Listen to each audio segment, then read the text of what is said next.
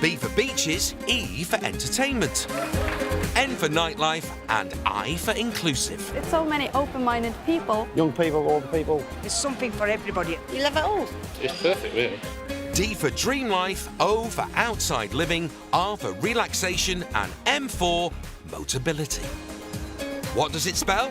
Benidorm! That's right, the Brits' favourite holiday town is more popular than ever, and for obvious reasons. Benidorm is great value for money. Oh, tip. Benidorm. Can't beat it, can you? And if you want to live here, it can be pretty cheap too. We're paying under €500 for a two-bedroom house, and we share 3 swimming pools and a tennis court. You don't get that back in Britons, South Wales. That's why there'll always be bargain-loving Brits in the sun. Coming up, boot sale bargains. €1. For all these, that's great. Size 14. The women's. Oh, right. A tattoo too far. Yesterday I did a set of cherries, or 2 sets of cherries, on a gent's genitals. And there's a new queen of drag on the block. Can you do, miss? Oh, look at that! You've got to nearly use your hips as well. If you just use your hands, it's gone somewhere else.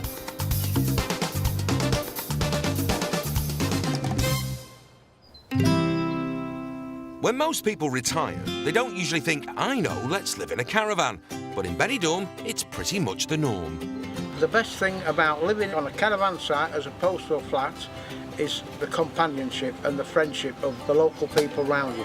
Across the 10 major campsites, thousands of pensioners who've left Blighty turn their portable palatial pads into permanently parked paradises. It's brilliant. All you do really is sleep in your caravan. You just live outside and eat in the bath. And it's so cheap. It's brilliant. Does sound brilliant. And the latest to take on the challenge are retired nurse Joy and her pipe-smoking ex-trucker hubby, Martin. Martin and I, character-wise, are like chalk and cheese. He wears the trousers. I do. Well, I'm the boss. He never stops talking, and I'm fairly quiet. Really? He's not said a thing yet, Joy. About 18 months ago, we decided to sell the house. And we said, let's buy a caravan, because with a caravan, you can go and live where you want to live. It was about £12,500. We lived in it just over a year in Worcestershire, and then we decided, let's go to Spain. It's becoming more and more expensive to live in Britain. It's a lot cheaper to live in Spain. You save a fortune on gas and electric because of what we're sat in, and you can live for a lot less. After 3 months in northern Spain, living on just 100 quid a month, yes, you heard right, 100 a month, these two roamers have driven for 8 hours to see if the Benidorm hype lives up to the reality. If so, it could be their new home. First impressions are good. Magnificent skyline. I can imagine Manhattan's like that, isn't it? Great skyscrapers. Yeah, sort of. Oh, I'm all right. I found the sex club. 24 hours and all. Maybe not. Martin and Joy's Benidorm trial period is starting at the aptly named Camping Benidorm. I'm hoping it's just a normal, nice place. With a nice pitch. Really excited. Just want to get there now. Oh, yeah. Camping Oh, yeah. Benidorm, That's right. why I'm turning right, yeah. It was only 500 metres. Come on, 500 metres. I think she's excited. Oh, absolutely excited. Woo. Told you. Oh, God, I can't believe we're here. Oh, it's lovely. Lovely. Nice. Oh, I've gone to my handbag. I will. Yes, very funny. But on arrival, there is a rather fundamental problem. I think the caravan is so big. Yeah. The caravan's too large, too big. Oh, not the best start. He just said it might be too big to put it on a plot because the plots aren't big enough. So, I don't know where that will lead us. Could their Benidorm dream be turning into a Costa catastrophe? Benidorm by day is full of all-day sun, sparkling sea and blue flag sandy beaches. Benidorm at night is, well, it's like this. We do things here that we wouldn't do at home. We get drunk, we eat good food and just basically have fun. The nightlife is very entertaining, crazy. Everyone's all on the same wavelength, drunk. There are more than 2,000 bars and clubs offering everything from chaos to cabaret. There's some good acts at night. There's Fruit Loaf. Fruit Loaf? Meatloaf? Every place you have entertainment in every pub, and I think it's absolutely brilliant. Come on then. Give him a big round of applause. And they'll teach you some very simple choreography. One of this season's must-see entertainers is relative newcomer drag act Ruby Rocks, otherwise known as Yorkshire lad Mark Ellis. Can you do this? Oh, look at that. Absolutely fantastic. You've got to use your hips as well. If you just use your hands, it's called something else. Mark lives in nearby Albier, in an apartment he shares with his alter ego. Where I lived before, Ruby was starting to take over my apartment, and I couldn't have that, so she needed her own room, which is what she's got now, which is this room. And all the paraphernalia it takes to be a drag queen. I've got these for a number of reasons, but more importantly, it's a gag. There we go. What do you mean you can't tell the difference? Right, okay. Still makes me laugh now. And they are dog toys, just in case you're wondering. Former special needs support worker and part-time pub entertainer Mark left the UK for Spain 3 years ago. He had a dream of being a full-time performer, but no real plan. When I was going to come out to Benidorm, I just thought, well, I either need to be a specific kind of act, like a tribute, maybe. I thought I'm a bit chubby to be a Michael Bublé. So I thought, well, I'll wear a dress instead. It was a bit like that, really. It isn't just so much fun doing what I do. Sometimes I'm just like, I can't believe I do this as a job. It's a right laugh. Today, he's the resident drag act at Sinatra's in Benidorm's busy, bawdy Brit town. Like most working expats here, he's a grafter, working 6 nights a week. Which hand are you going to use? Your left, that tells me a lot about you, mainly that you're left-handed. Now, I wouldn't let you touch it, Brian, but we haven't got enough antibacterial wipes, I'm afraid. Now established on the entertainment scene, Mark's ramping things up and taking on a new challenge. With Benidorm Pride coming up, he's putting together a brand new musical production to perform in front of thousands. I'm deciding to do this production with Pride with an original song. I want dancers. So if we need dancers, we need choreographer. Also, most importantly, I've got to work out what I'm going to wear. Sounds simple, except Mark's got little or no extra cash for a budget and will have to juggle rehearsals around his work. Oh, I'm worried. I am worried about this. This is a big challenge, a big undertaking. It's not something that's like done all the time. It's going to mean pulling in a lot of favours. Coming up, it's troubles and trundles for Joy and Martin. It's going to measure the part. He can measure it all he wants. I'm now deflated, I am. Tough times at a tattoo parlour. Myself and Blair at a point was looking like we were going to have to walk away from it.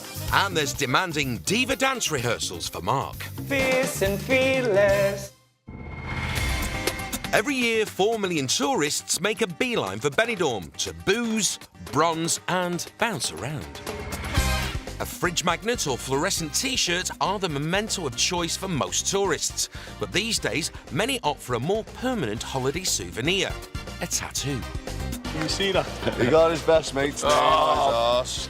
I've seen a few tattoo parlours and thinking of probably getting a new one to go on with on my wrist or on the back of my back.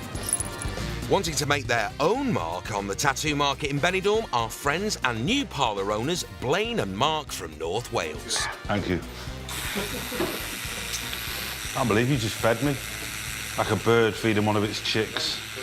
This is my 3rd season out in Benidorm now. For the first 2 seasons, I was working in another studio, and then myself and Mark, we found this locale and decided to open our own studio.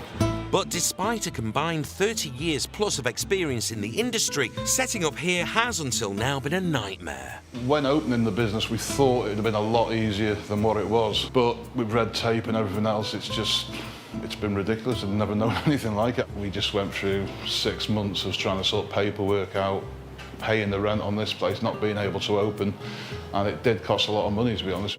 The lads were losing £1,500 a week on shop rent and bills. Then there was a problem with the solicitor handling their case. We went to visit her one day and she just turned around and said that I don't really know about tattoo studios. I'm moving to Miami on Saturday. I can't carry on with your case. Myself and Blaine were at a point we were sat in the apartment up in Alfaz and it was looking like we were going to have to walk away from it. We were spending all our savings and that, and you know, everything had gone. Luckily, another Brit business owner put them in touch with a different specialist solicitor. Just 6 weeks later, the doors were open. The day we were told we could open, it felt like the world had been lifted off our shoulders. I think the pair of us felt like crying. That was 2 months ago, and business has been up and down. You can't call it from one day to the next, really. You never know what's going to walk through the door. Especially as they're not the cheapest souvenir. Starting prices for the tattoos out here, from €35 to anything anybody wants to spend, really. This tattoo I'm doing right now, this would probably cost in the region of €100. To break even, they need around 300 quid a day. I mean, we're here from 10 in the morning till most times 9, 10 o'clock at night. Yeah, being out in Benidorm makes everybody a lot happier. Just a nicer way of life altogether, as far as I'm concerned, anyway. Done. And Blaine's got 3 more important reasons for his sunshine dream to succeed. Oh, look at that. Blushing again, that's twice. He's got me blushing today. This is my much better half, Madeline. Hi. And those 2 wonderful creatures there. It's my daughter Ruby and my little boy Blaine. I think Mark's family, they're going to be coming out this season as well. So yeah, we'll all be one big family unit, really. I like it. It's what makes it all worthwhile. But with around 15 other studios nearby, competition for customers today is fierce. It really has been one of the quietest ones. Hindus, a few of them about. That's what we need. Half a dozen stags. Got me tonight. A face mask. Cucumber. I know you're not even joking. No, I'm not joking. Bottle of wine. But 1 tattoo in 3 hours is no laughing matter. The pubs are busy, but the needles are sitting idle. Yes. Over at Camping Benidorm, Joy and Martin's new dream life is hanging in the balance. They've prepaid the deposit, but the caravan seems too big for the available plots. I'll get it in somewhere, believe me. We are looking for a big pitch. Yeah. This site is over 90% full, so day manager Tiki's options are limited. Possible. One of them. That's really small. Have we got anything else, chap? Any other places? All these? Yeah. All right, I'll see. Can we have a walk then? Yeah. Joy, let's have a walk down here and see what's what. These things are sent to fry us. I don't want to be tried. There's not a lot bothers me in that sense, you know. It does me. It does Joy. Joy flusters about these things. I'm very sensitive. It's more important to me to park up, you know. You see, to me, tomorrow. Are you going measuring it? It's going to measure the park. He can measure it all he wants, but it's going on there tonight. Joy, it's losing that sense of humour now. I'm now deflated, I am, I'll be honest with you. Martin and Joy's Benidorm dream is now in the hands of the trundle wheel of truth. And its verdict is good news. I think it's good for you. I'll drive it down. Oh, that one. It's like buses. No spots, then 2 come along at once. I feel better. I never feel good until it's all parked up, electric's plugged in, and the legs are down, and we're okay. Yeah, poco. You finish working. Yeah, no more work. Yeah. Martin, you haven't got time to talk. Come on. Yeah, hurry up and get the van on the plot, Martin. And their new friendly neighbours are already out to help. Yeah, keep it coming. Right hand down. Back to me. Whoa. We're going to just push it in place now. It's a bit too tight to reverse. I think it's part and parcel of being on a campsite to help people. Camping life. That's what it is. Exactly what it is. Yes. Like I say, you wouldn't get this in suburbia, would you? Well, you wouldn't get a Brit, 3 Spaniards and a Frenchman helping you for sure. Hey! Bally. That'll do it, lovely. Van on, new neighbour Nick does the decent British thing. Oh, I can hear the sound of the kettle. Oh, thank you for this. Oh, it's a pleasure, sweetheart. I'm all right now. Once she's had some nose I'm bag okay. and a sit down and It's just really once they go to good survey the down, honestly. she'll be all right, you know. Yeah. There's a popular belief that Brits in Benidorm can't or won't speak the local lingo. But is it true? Let's find out. I don't know any Spanish at all, except senora. Or was that Italian? I don't know. Hola and gracias. Yeah. Una cerveza grande.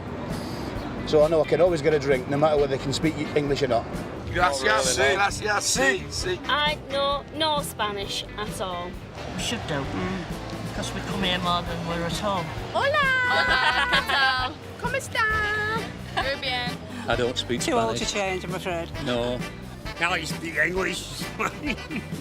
Una cerveza grande, por favor. They understand us more than what... They speak English. We should speak Spanish, yes. Good point, ladies, and quite a few Brits do make the effort, often with the help of Claire Meeson.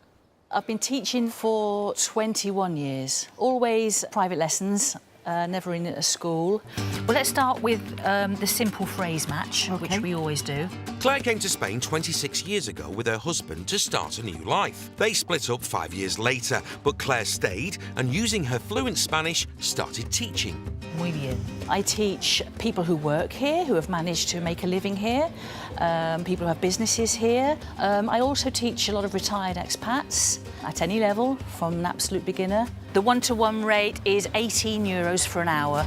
If there's several in a group, you know, you can pay as little as €5 per person, which is obviously very reasonable. We'll put this accent there, distinguish it from the to make it he. And for that, Claire will take you from hola to hablando español perfecto. That means speaking perfect Spanish. I will typically teach someone for between a year and 3 years.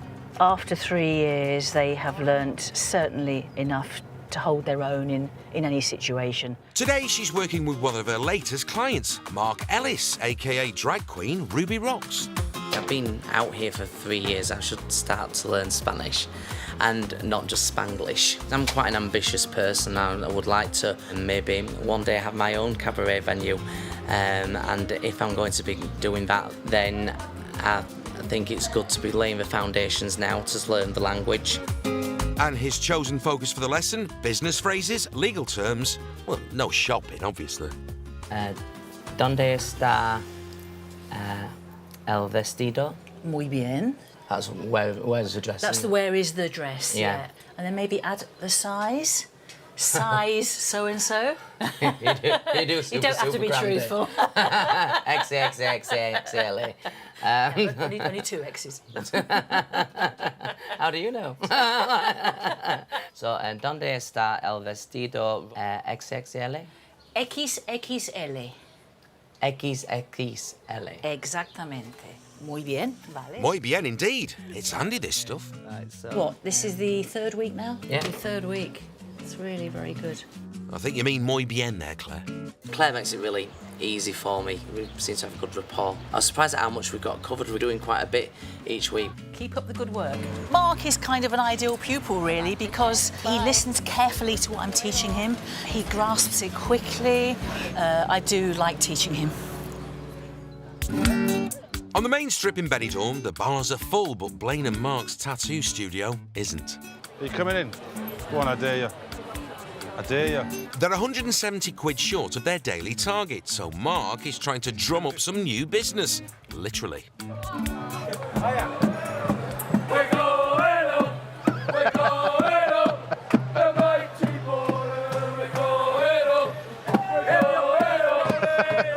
Nice try, but no tats, so they start to pine for the good old days. It's our kind of wall of shame. This cross with the word rosemary was a bit of a standing joke. It was drawn up for a customer who'd come in and asked for rosemary beads when she meant to ask for rosary beads. The 6-pack, because that was on my bucket list of tattoos to do, and a young man came and had that done. Yesterday I did a set of cherries, or 2 sets of cherries, on a gent's genitals. Let's leave it there. They've finally got customers. Kyle, I'm ready when you are. Kyle is coming in for a couple of roses on his arms. Then there's a gentleman, I think he wants a little memento tattoo of his wife's name, I believe. It's like waiting for a bus. You wait for hours and there's not one, and then 2 turn up at once, so welcome to our world. Blaine and Mark prepare the tattoos by drawing them onto carbon paper first, then transferring them onto the skin. My mum's initials on my arm there. Kind of want something to kind of fit into it nicely. think of Mum, get a rose. It's local regulars like Kyle that are the lifeblood of the business once the tourists go home. Like to kind of create a little family atmosphere, you know, everybody feels part of something. We're not just here to take people's money off them and then kick them back out the door. I've got me alcoholics tattoo on my leg already done. Part of the family now, part of the furniture here, so just keep coming back and letting him do what he needs to do. That's it, Cal, we're done. Happy new tattoo. That's why we enjoy being tattooists, to do something artistic. Tattooing backsides all day, every day, it's not what everybody wants to do, you know. But the smaller tattoos are normally the better paid because they take 2-3 minutes to do, like names and things like that. You can do a day of them, you can have a good day. the 2 tattoos have netted them 110 quid. But with the parlour empty and 60 more needed to just break even today, they need some small tattoos and quick. Nearby, Yorkshire drag artist Mark is planning his new Pride performance. The budget's tight, but he's got plenty of ambition and a theme. I started playing with this double word like grace and gorgeous and mincing and mighty at one point. Just got all these different ideas, and that's where I caught on to this fierce and fearless. Once I got that, I thought, well, that needs to be the chorus, really. Sort of self-ownership with fierce and fearless. Be your greatest self and own your place. We've got most of the lyrics down, and now it's like turning those lyrics into choreography for the main song. Mark has roped in a choreographer and dancers at mates' rates, and now dance master Rafa's raunchy routine is ready for Ruby Rocks to rehearse. Hi guys. Hello. How we doing? I'm very hot. Very sweaty, excited, nervous, and everything. So how are you doing, darling? You're gonna sweat a lot. I'm feeling really apprehensive because I'm not the world's best mover, and I'm like, ugh. So I'm hoping that he's not gonna get me doing anything too complicated, because that's my worry. Touch my head for real and push me for real. Are you serious? Push me! Really? 7. You'll have to shout at me more. 7, 8, push. Ah! Good. Really excited about this because I'm sort of putting myself in this position where I think it'll feel fabulous if I can make a connection with people. Or people might just think like, what is this Ruby Rocks on about? Who does she think she is? Fierce and fearless, that's the whole theme of the song. So I'm hoping that I'm going to be able to see simple move for the chorus, and that I'm going to be able to do it, and that the audience are going to be able to do it. Ready at home? On your feet? Here we go. Fierce, cross, and open, strong. Yeah? Don't do it like that. Close a little bit, like trying to show the muscles. Yeah? So basically... I think what I'm starting to realise is the huge challenge, but also how important this is to me. Fierce and fearless. It's not only making me nervous, but it's making me proud as well.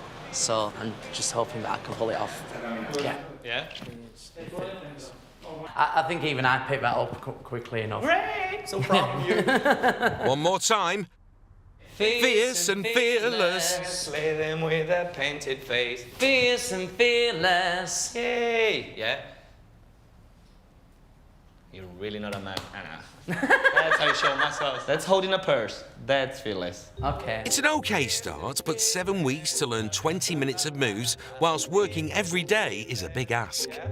I'm optimistic, I'm excited, but I'm also apprehensive, and I can't shake that feeling. I am apprehensive. It'll be fine. Coming up, tattoos and tears. Come on, proper jolly lad. Come on. Martin does the second-hand pants dance and design differences. Spotty, does that say Queen to you? A Queen, but not the... On the Brits trip, in the centre of Benidorm, the party's in full swing. But not for tattooists Blaine and Mark. 8 hours after opening, they're still 70 short of their 300 break-even target. All right, mate. This looks promising. Looking for a tattoo? Yeah, we have to. Daft lad, 50. Yeah. How much? €40, but... Sounds a pound, mate. What do you want doing? No, if you can. Just take a seat, be with you in a couple of minutes. Lovely, my son. Geordie lad Sean is over with a big group of lads for a special celebration. Want to get Daft lad's 50th tattooed on my breast. That's why we're here. Good friend, 50th birthday. Died a lot of years ago. He was a good lad. Here's brother. Daft lad's 50th. Come on. But Chris's pride soon turns to tears, thinking about his older brother. Come on. Been a long time now, son. Come on. Come on. All's here. always there. Right? Don't forget it. Always there. Always has been, always will be. However, drop a jar, lad. Come on. While Chris gathers himself, Sean's straight in for the tattoo. Which side are we going? That side there, yeah? Yep. And we're writing, what was it? Daft Lad's 50th. Daft Lad's 50th. Quick shave and Blaine is ready to ink. We walked in the bar half an hour ago. Says, right, tattoo. That was it. First one in.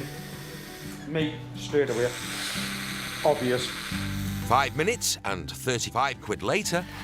You, my friend, are done. Done and dusted. Welcome to the family. The lad is good. Now, if you're wondering what happened to Sean's arm, come on, we all are. He's happy to tell you. I was swimming in the sea and a shark bit it off.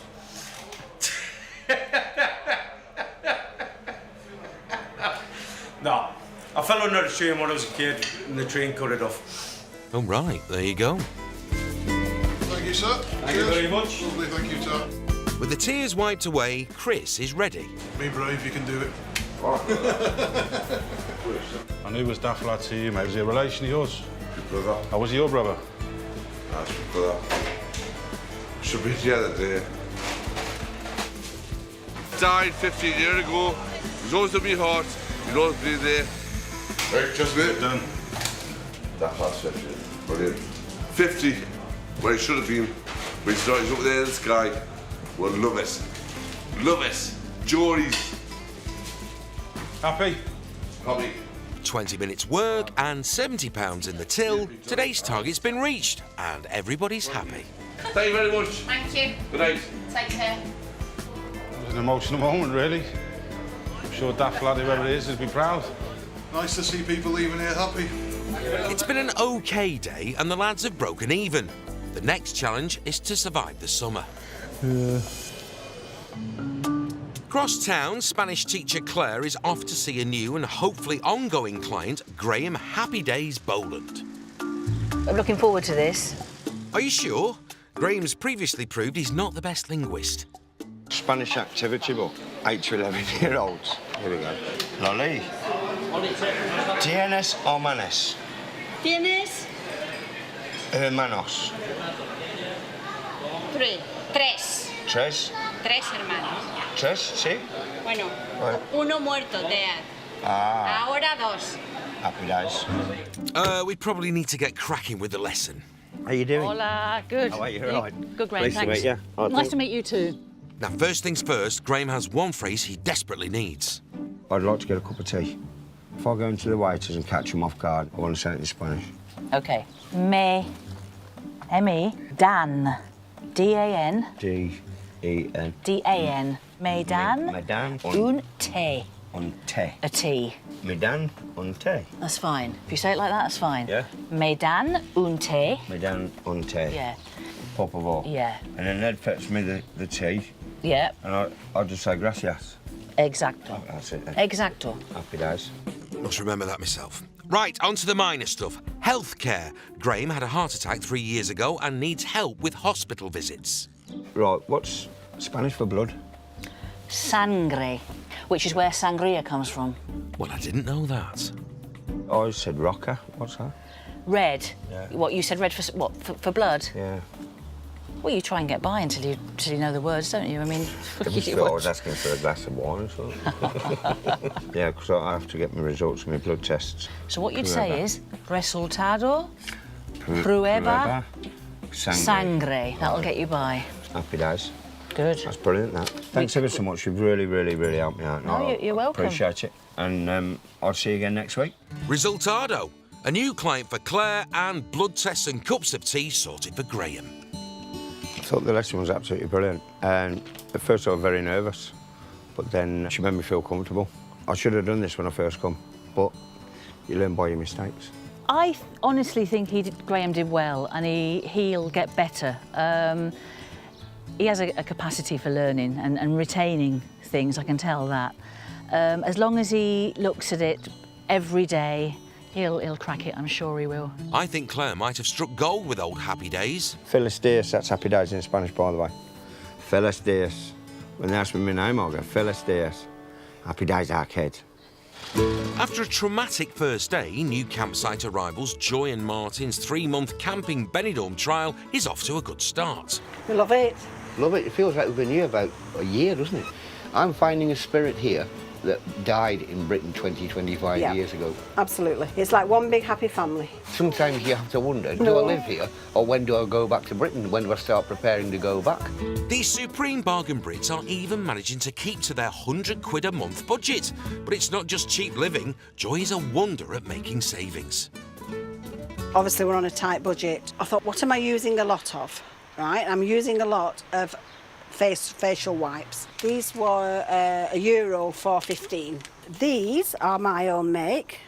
Now these are just made with a good quality kitchen roll and baby lotion, and then you can put what oil you want. And I've made 30 of these for 38 cents. Cash back? Pay attention, scrimpers. More bargain intel on the way. And another thing I do, it's a bit of a tip, everybody.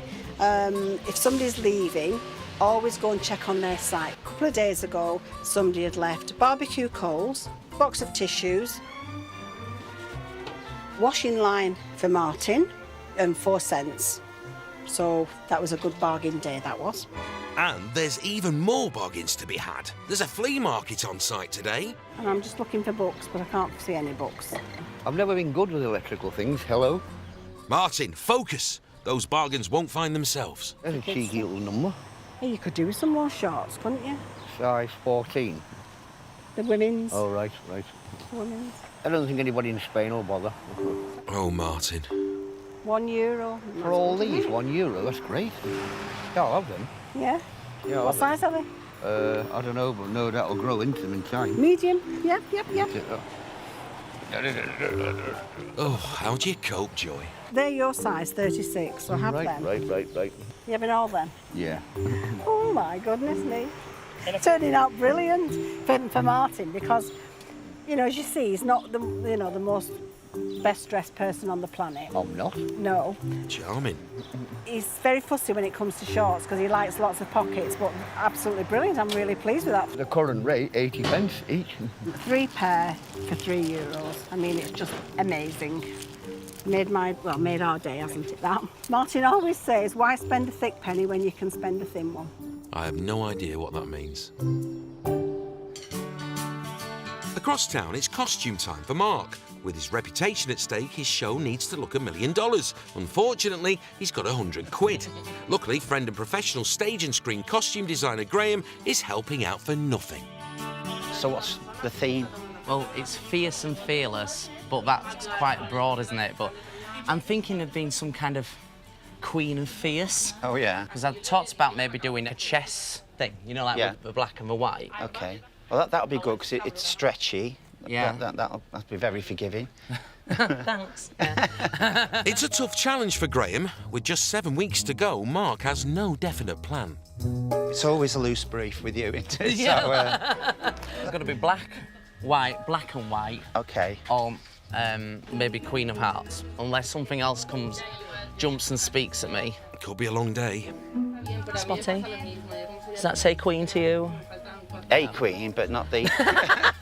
Not the Queen of No. Fears. I'm starting to think that maybe that would be restrictive, the black and white, because I'm like a kid in a candy store. Think we need some common sense here. Graham? But you need to limit what we're going to get, because otherwise we're going in all directions. So, yeah, I think it really needs to be a tighter brief, really, on what we're looking for. Fair enough. OK. Awkward. But it does give Mark an idea, a money-saving idea. Maybe, we've got that red dress at home. Well, I kind of like the idea of using the red because it ties in with the ruby. I also think that red's quite a regal colour. Accentuate that and emphasise it with different colours. Okay. I think that, in my head, is a moment. Right, yeah. I'm happy with that. So, because we need to save money. Good, but... I don't want it to look like it's been done on the cheap, but it has to be, in a way. It won't look cheap. Won't look cheap. I'll make damn sure about that. Right, OK. Yeah. I have to stick to a budget. It's different to sort of when I'm doing things for my own characters. Trying to rein it in is taxing. Tricky. So we definitely want this one, don't we? A sample of that. Yeah, we want a sample. Well, I want to know how much it is. Luckily, this haberdasher's is a bargain Brit's dream. €12 a metre. €12 a metre. That's 7 per meter. We'll call that gold mesh, yeah? How much is that one? 7 too. All right. Is 8. Oh, 8. It's excellent pricing. Yeah. Okay, so Yeah. I've got the samples. Time for some bling. I like these, Mark. You know Madeleine Morgan? Epaulets. Yeah? How much are these each? They're 20. €20. I wouldn't be able to wear any more than 2 of those, really. Would I? No, well, when you've got 2 shoulders, haven't you? Thank goodness you're here, man. Yeah, but that would be good. Costume design wrapped. It's another box ticked.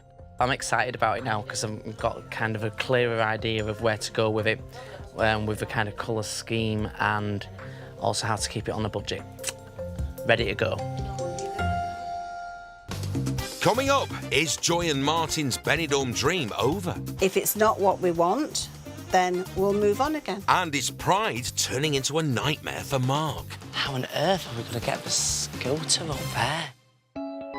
After almost 3 months living on a £100 a month budget at Camp in Benidorm, it's decision day for Joy and Martin. Do they stay or do they go back to northern Spain? We're going to go back up and stay on the campsite that we were on originally. We're going to look for land. If it's not what we want, then we'll move on again. And that's the joy of having a caravan. You can go where you want, when you want. So what went wrong for these ultimate bargain Brits? Benidorm is the Chelsea of Spain. Chelsea? It's beautiful, it's got all the fulfilment, young or old. I mean, we've absolutely loved it here, and you might be thinking, well, why are you moving on? The main reason is we love a bargain. Come on, there's full Englishes for less than £4 and the beer's practically free. What's so expensive?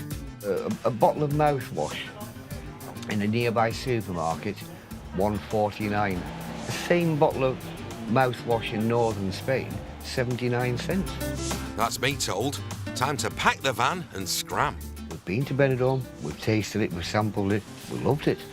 It doesn't suit our needs. So the most bargainist of bargain Brits head north for cheaper living and, most importantly, cheaper mouthwash. Adios, amigos, and good luck. At the tattoo parlour, Lewis and Sarah from South Wales are celebrating their first holiday with tandem tattoos. Today, I'm doing a nice sugar skull, which is something different. Blaine's is something new too. Dragon Ball Z, apparently. I have no idea what Dragon Ball Z is. The image is nice. I'll make a nice tattoo of it. Just wish I knew what it was. All settled and started. Sarah's got a question. What's the weirdest tattoo you've done? This one, because I have no idea what it is. So, Dragon Ball Z, at the risk of sounding stupid, is there a Dragon Ball A upwards, that logo? No? Glad someone asked. For £80 each, Sarah and Lewis get a permanent reminder of their holiday. Here you go, Sarah. I'm looking up, my darling. Oh, that is fantastic. Happy? Very happy. Good. Go on, Bjorn, you can do it. I can't feel my breasts. I'll feel that too. Moving on. Lovely. July or August next year, you'll be here. Definitely will be here. We're going nowhere, believe me. We've got the shop for at least 3 years. We signed it for 3 years, and we're going to be here for the 3 years and longer. Despite all the stress and hard work, has the lads' first summer been worth it? Yeah, I'd advise anybody to chase a dream. Otherwise, you're going to reach your 60s, 70s and 80s thinking, what if I did this, what if I did that? Paris, Peckham, Benidorm, New York. See, I like the sound of that. This time next year, we'll be millionaires, Rodders. Now that's a good idea for a tattoo. It's the day before Benidorm Pride and Mark is visiting the venue for the first time. This has got the potential to be like the biggest achievement of my life. It probably will be the biggest audience I've ever performed in front of. So, yeah, I'm super excited about it. That's high. That's a high upstage, isn't it? Gosh. I'm a bit taken aback. I mean, it looks amazing. I mean, it's going to be fabulous, but how on earth are we going to get the scooter up there? Oh, no. The show has a mobility scooter as its main prop, which throws up a slight problem. Yeah. That is a concern. I keep on coming back to those steps and just thinking, they're not very scooter friendly, are they? That's not a ramp. You know, I was all excited and now I'm nervous. I need to talk to somebody. I hope they know who I am. It's just like, it's like, do you know who I am? It's Ruby Box. I don't know how we're gonna get that on. Oh dear. I don't know where the scooter is. I need a key holder. Mark, this could be the perfect time to try out your Spanish with event worker Sergio. Hola. Hola. Hola. Have you got the llaves for the see for the scooter? Muy bien, Mark. Muy bien. I remember the word for the key is llaves. I've been in this area for 3 years and I've never driven one of these ever. If I bash it, sorry to the people who kindly let us use it. I was actually waiting for it to make an engine noise. So what's backwards? How do you go backwards? That's forwards. Okay. Alrighty then. Right, so that's us going backwards. Good start, and a slow reverse later reveals a solution. Is that a ramp? Looks like it. There's a ramp there. Oh my goodness. Do you need to go on the stage? Yeah. Tomorrow, if you want, we can take out these lights and prepare this for lifting. Okay, I'm a bit nervous about this now. Well, that's one problem sorted, but it's led to another. Getting back down. Ooh. Oh no. Why is it stuck? Why is it flashing? Oh. Why is it stopped? No, I'll just turn it off and back on again. That's how you do everything. You're not wrong, Mark. That worked. Oh, gosh, no wonder I've nearly been run over by these things so many times, man. Oh, gosh. What a headache. Next problem, where to keep the scooter on stage. Are these going to be a key? Oh, no. Gone. They'll be gone. Those Spanish lessons are paying off. So maybe we can use the ramp to get it on early tomorrow, because these won't be here. Screen there. Okay. And the scooter here, so nobody will see it. Nobody will see it. Yeah, that'll work. Gracias. Sorry about my English. Sorry about my Spanish. Never mind anything else. Thank you, Sergio. That is a big relief because I was starting to lose my mind a little bit. Unflappable, totally unflappable. I'll just have to hope that everything's all right. It should be, I think.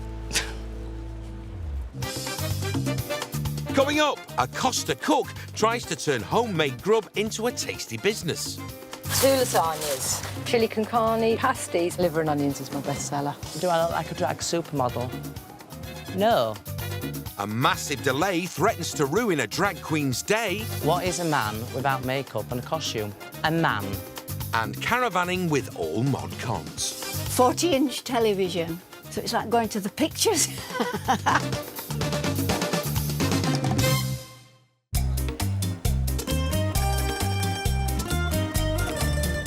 Lots of Brits land at Alicante hoping to live the dream in Spain, and 2 minutes away from the airport is someone who's more than happy to help.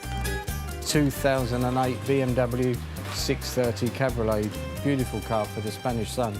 Anybody coming to Spain to live the dream, this is the thing to be driving around in. We've got this up for 26,950. There'll be a profit in it. Yeah, I'm sure. 13 years ago, 57-year-old Frank Roscoe upped sticks from Reigate in Surrey with his wife Sharon and his 2 daughters, 25-year-old Francesca and 19-year-old Faye, who all helped to run the business with Dad. It can be tricky sometimes, as it is a family business and he can be quite stubborn sometimes, but I think I get that from him too. Oh, that's good. Another recommendation. Perfect. We decided to make the break, come out to sunny Spain. I was in the car game at home. We took the kids out of school. I don't know if they was happy at the time, but they're certainly happy now. After a tough first few years, the second-hand car business is booming for Frank. Just a straight buy, is it? Come on down, we'll try and have a deal, mate. And even when it's slow, it's sunny. I think you have a bad day in England, it's a cloudy, rainy day, and you have a few problems. I think you're nearly suicidal, but here you have a few problems here in the sunshine, and it's not half as bad. It's great. You can handle it. It's 9:15 on Monday morning, and expat Vanessa is already on the lot and keen to do business. I'm here today to sell my car. I'm upgrading because I've got 2 dogs and my car isn't big enough, so I'm selling to Frank because all the expats come here. They all know him. I've been here 13 years. I'm not gonna run away. Let's go and have a look at your car then. All right. I'm not out to rip anybody off. They get a good car for a good price. Buying a car in Spain is more complicated than it is in the UK, which is another reason people come to Frank. It is hard work, lots of paperwork, all the bureaucracy and red tape. It's much easier in England. You just sign the logbook, take the money, and that's it, off they go. Here, it's completely different. There's so much paperwork, almost as much as buying a house even. It's a nightmare. It's quite complicated in Spain. So when you're selling your car, you really want to trust the person who's going to do the paperwork properly. You're not going to end up in trouble.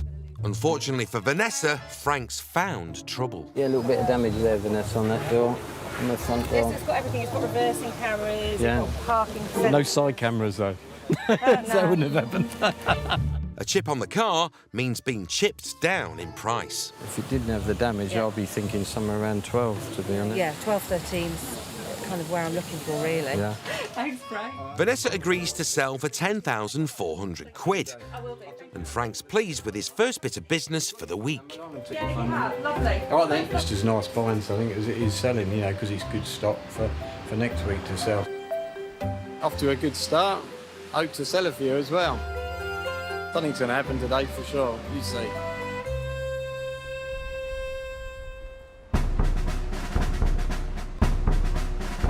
Brits love Benidorm because it's a home from home, but hotter. Basically, Benidorm's Britain with sun. And for many of us, when it comes to grub, British is best. Just because you're sitting in the Spanish sun doesn't mean you can't pine for a pasty or yearn for a Yorkshire pud. I like English food. Don't like Spanish food. But I don't venture into foreign food at all. I only eat basic English. Roast beef, Yorkshire pudding, mashed potatoes. Absolutely fantastic. Hamburgers, fish and chips. Burgers and chips and curry sauce, and it's tailor-made for British people. The breakfasts are like being at home. You can get an English sausage. But you don't have to go to a bar or restaurant for your fish and chip fix or your Sunday roast. You can have it brought to your doorstep too. Hello. 53-year-old chef Lynn Matthews moved to Spain 13 years ago with her husband Andrew, also a chef, but she hasn't forgotten her British roots or her British recipes. I make the very English dishes like a beef casserole or liver and onions. It's the food that you had when you were a child. My husband loves spam. I can't bear it, but he grew up eating spam. Today she's rustling up apple turnovers, cheese and onion pasties, apple rose pastries and chocolate eclairs. Anyone feeling hungry? This is my challenge. It's a smallish kitchen, so I have to make sure I'm very organised. Lynn decided to quit her job at a stressful local restaurant to set up a delivery service, dishing up classic British grub to hordes of hungry expats longing for a taste of home. I was working in an extremely busy kitchen. It would be nothing to do 70 meals a night by myself. The kitchens over here are very hot and very pressurised. I was looking more and more strained, sleeping less and less, and probably drinking more and more, which isn't a good sign. So, yes, everyone's saying how much better I look now. About 5 weeks ago, I took the jump. So I handed in my notice at work, and the last 2 weeks have been phenomenal. Lynn puts pictures of her food on her company Facebook page, as well as a price list, and the response has been remarkable. I got a liver and onion photo I put on last week, and I got 903 views on it. Nearly went viral. Need to go and get a lemon out of the garden.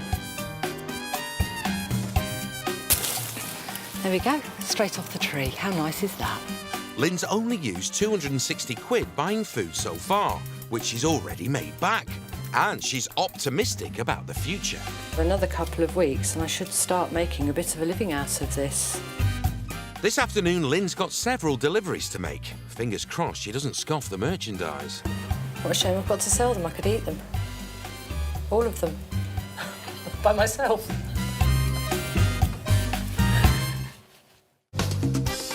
Coming up, Lynn encounters a tricky customer. I need cream in him. I think it's not big enough. £12.75. How much? And dressing room drama for a drag queen. When you see me later and I don't look great, don't judge me. Remember, it wasn't my fault.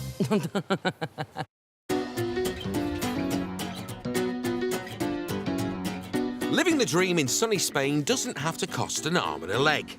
For €250 a week, you're living a millionaire's lifestyle. And a great way to cut down on costs is to live on a campsite. The best thing you could ever buy is a Caravan in Spain. It's home from home, and you've got lots of friends around you. People seem to have the wrong impression of a caravan, as though you're in a muddy field somewhere with no running water, whereas here we have everything. My rent here is like £80 a week. Back home, I'm paying £80 a week for a council house. I left my council house, came here, so that's me, happy as Larry. Paradise, it's here. This is it. Hopefully, I'll pop my clogs here, you know. For many campers, their caravan is their pride and joy. Welcome to my little abode in Spain. My little kitchen, everything you need on hand. This is our living room area. It looks sensational, if that's OK to say. We've got a nice double bed there. Yeah, when the caravan's rocking. We have the fridge, freezer and things here. And this is storage at the bottom here, where it lifts up. And we've got our flushing loo. A lot of the caravans don't have a flushing loo, but I couldn't stand not having one. With hot and cold running water. Yeah, I'm terribly comfortable. No self-respecting caravan is complete without a whopping TV. 40-inch television. So it's like going to the pictures. And satellite receivers are a common sight. 75-year-old Ted Hill might not have the biggest telly. 28 inches, I don't know. But he's the undisputed king of the dishes. 2.4 metres the size. Solid aluminium. It's one of the biggest standard dishes made, I believe. The supersized dish dishes up over 200 channels. You get everything you get on an English satellite dish. And it's not just Ted who's benefiting. In the Nerve Centre, a.k.a. Ted's Shed, 18 other residents on the site are also wired up and watching away. This is our control panel. Now, don't let anyone go in there that I don't trust. Ted makes a bit of dough from his dish, but not a lot. I charge €10 a year per person. That works out at 75 pence a month for 200 channels. Now that's what you call cheap TV. But Ted's not just the go-to man for TV treats. He's also the Mr. Fix-It of the campsite. If I can help anybody out, then I will do. I never go to anything, me. Expat Maria has a problem with her internet, and Ted's had an SOS. Oh, he's lovely, Ted. People like Ted are kind of a bonus to living on the campsites, really, because he'll help you out any given time. Hi, John. You going to church tonight? Happy hour, we call it church. 9 times out of 10, he'll fix the problem. Not for monetary gain at all. If you buy him a pint, he's more than happy. Hi, Maria. Well, you've opened this time, dear. Oh, I can see the problem. It's, yeah. It's got a flop on. You said that, Maria, I didn't. Yeah. We need a screwdriver. A quick fiddle, and the little fella's standing proud once again. Thank you very much, Ted. Job well done. Another job out of the way, another job out of the way. I'll cross it off my list, how's that? Good deed done, it's time for church. Sorry I'm late, I've been busy. All right. All right. Ted, Maria's got you a pint. Oh, thank you, Maria. I don't want money or anything like that. Money's no interest to me. If people want to put me a pint behind the bar, that's the currency of the site, is a bottle of wine or a pint behind the bar, you know. All the best, Maria. Thank you very much. Cheers.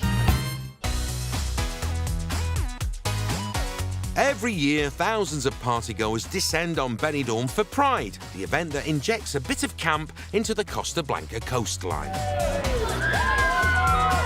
There's a parade through the town during the day and an open-air concert in the evening. And this year, there's going to be a very special performance from drag act Ruby Rocks, a.k.a. Mark Ellis from Yorkshire. I'm super excited about it.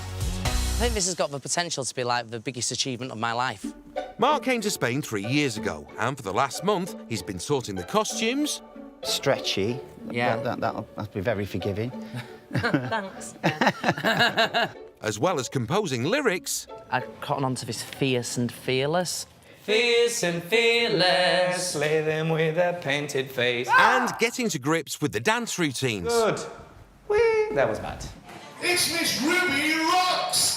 And all of this whilst working 6 nights a week as the resident drag artist in one of the town's cabaret bars. Lovely to see, is it? Like a lovely group of people. Mark's cream crackered, but there's no time to rest up because today is Pride. With an hour to go before the event kicks off, Mark's booked in for one final rehearsal on the main stage. I'm loaded up like a pack horse today. What a day, what a day. He needs to drop the gear off backstage. But there's a problem. Oh, that's a pest, isn't it? You'd have thought it'd have been open today, wouldn't you? But never mind. After the rehearsal, Mark's been booked to appear on a float in the Pride Parade, and he needs to get into the dressing room to change. Got about an hour before I'm due on the float, where I'm a drag supermodel superstar. Oh, it's all going beautifully. I'm just thrilled, utterly. I haven't got very long to get ready. Nah. Hi, boys. At least Mark's dancers Rafa and Nino turn up on time. Hiya. Actually, nothing goes with the plan that we made. Everywhere we go, when you have to perform, there's always something that's not right, that is not what we expected. 54 minutes before I'm due on the float. When you see me later and I don't look great, don't judge me. Remember, it wasn't my fault. The trio should be rehearsing on stage by now, but another act is overrunning, and Mark's stress levels are hitting the roof. This is the last chance to rehearse. There's just no other opportunity to do so. It's now 40 minutes before the parade starts. 40 minutes. With the minutes ticking away, Rafa's had enough. What'd you say? She says, until you kick us off, and I say, okay, get out. Eventually, the rehearsal gets underway, but it doesn't go well. Oh, that might happen. It's a nightmare not being able to hear it. Just broke my heel there. Sorry. But not like that. Let's not fall.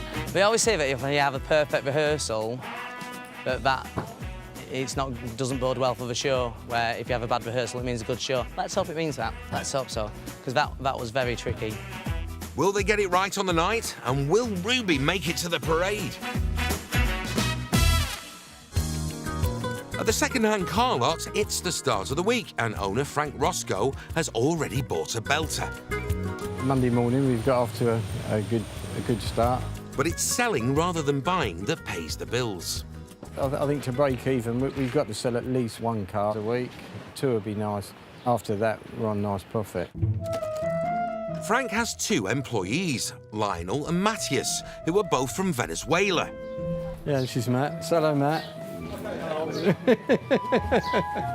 Lionel helps with the sales, and Matthias is Mr. Sheen. Clean all the tires in the dashboard and the seats, all the roof, check all quality. And now this is my work all day. Cowboy Colin has just ridden into town. Well, he's driven here, to be honest. He's a returning customer who wants to lasso himself a truck. If you buy this, it'll be the 3rd car from us, Colin, isn't it? Yeah. Trust. Right, trust. That's why you come back, isn't it? I drive past the others. I was just thinking that earlier. I'm driving right past someone else. Really? They've got a couple of nice cars. No, I need to feel confident. Oh, yeah. Thank you very much. Time to take the beast for a spin. I'll see you in a bit, Colin. Enjoy your test drive. Come make me some money. Frank's knocked 430 quid off the price, and he's hoping that might seal the deal. We're doing it 10,750. He gets a good buy, but he's an old customer, so we're going to look after him. Uh-oh, Colin returns a bit earlier than expected. Do you like, Colin? You haven't been far. No. Why? The engine feels nice. Yeah. Well, I like it. Yeah. Keep the keys then. So I'll have to phone the boss. Get her approval and push send. Make Frank happy. The boss says yes, and Colin gets his truck. Great, thanks for that. Thanks, Appreciate Colin. that. All the best. Pleasure doing business. And Thanks you. for coming back. I think we paid around 9 for that vehicle. Obviously, we've got to make a profit, and we've just sold it for 10,750, which is it's a fair markup. It's not fantastic. Time you're taking your X's out, but yeah, that's okay. I'm happy with that. And Frank's not the only one. Colin thinks he's bagged himself a bargain. The bargain comes from not the price I paid for the car, but from peace of mind. And Frankie does all my paperwork. He even arranged my insurance for me. Yeah, I got a bargain. So, yeah, I'm happy. Hello, Frank. How you doing, mate? Right, nice to see you. Frank's got his first sale of the week, and a Peugeot van has taken another British punter, Steve's eye. You going to go for it? Yeah. You shake hands then? Yeah, go on. Go on then, done. Take the man's money. There you go. Try that. And another one bites the dust. Not bad for a Monday, is it? Eh? Bought one, sold two. We're probably €2,500 up on profit. And obviously there'll be profit to come in the near future with the one that we just purchased. So yeah, I'm absolutely over the moon with today's progress. Another day, another dollar.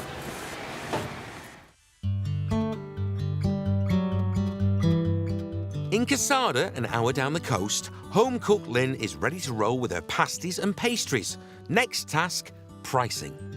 The apple roses aren't very big, so I'm only charging them at like €1. And then my apple turnovers are $2.25. Cheese and onion pasties are $2.50 because there's a bit more work in those.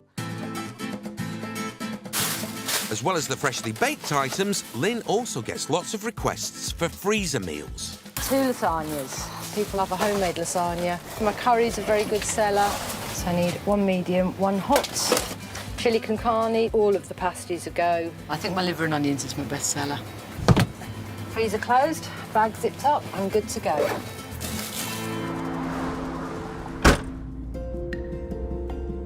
First delivery of the day is to the Los Montesinos auction house, just down the road, where boss Tony Firth and his daughter Jessica are waiting with rumbling stomachs. Yeah, I ordered some apple turnovers, because I really miss apple turnovers in Spain. Nobody else cooks them right. And cheese and onion pasties. I have to say, first delivery we got, I ate them all. And I possibly put half a stone on. They're a little bit expensive, They are very nice. but they are very nice pints. From being in the kitchen, you don't always hear what people think of your food. And when people turn around and say, that was delicious, I really enjoyed it, it's a really nice feeling. Lunch has arrived. Hello, how are you? Hello. I'm well. How are you? Some dinner? I brought you your dinner. Can you hear my belly? Oh, they're still warm.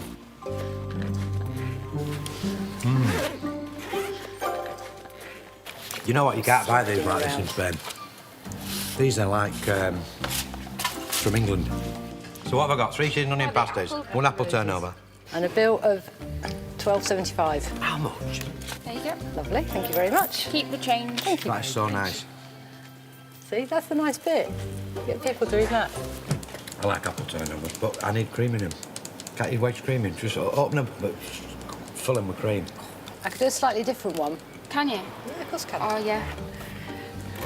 I'd say enjoy that you've eaten them. The first delivery of the day has gone down well. It tastes nice. But Tony wants to take the turnovers to the next level. An apple turnover's got to be full of cream. So when you eat it, all cream falls down there, and then you know you've had an apple turnover. Coming up, the most expensive car on the lot could be a dream sale for Frank. Sex on wheels, eh? Yeah. But will he pull it off? He'll buy it. I'd even have a bet. And a couple of bargain-hunting thrill seekers head to the coast for a low-cost lunch. It's only cost us the sandwiches and the petrol. Look at these views.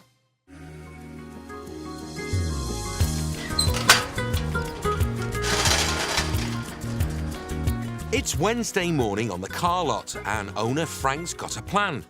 A little wager to keep his team focused. You fancy a bet? Yeah, I agree. Not for money. Who buys the beer on Friday, yeah? Everyone has to choose the car they think will sell the quickest. I think it's the Fiat 500. Matt? I think it's the Volvo. And I'm going to go for, out of these three. Frank's had a phone call from someone keen on a blue Fiesta. Guess which car he picks out? Mini Mo. The Fiesta. I'm going to do the Fiesta. Yeah. Sneaky work there from the boss. The winner takes it all. Yeah, better work.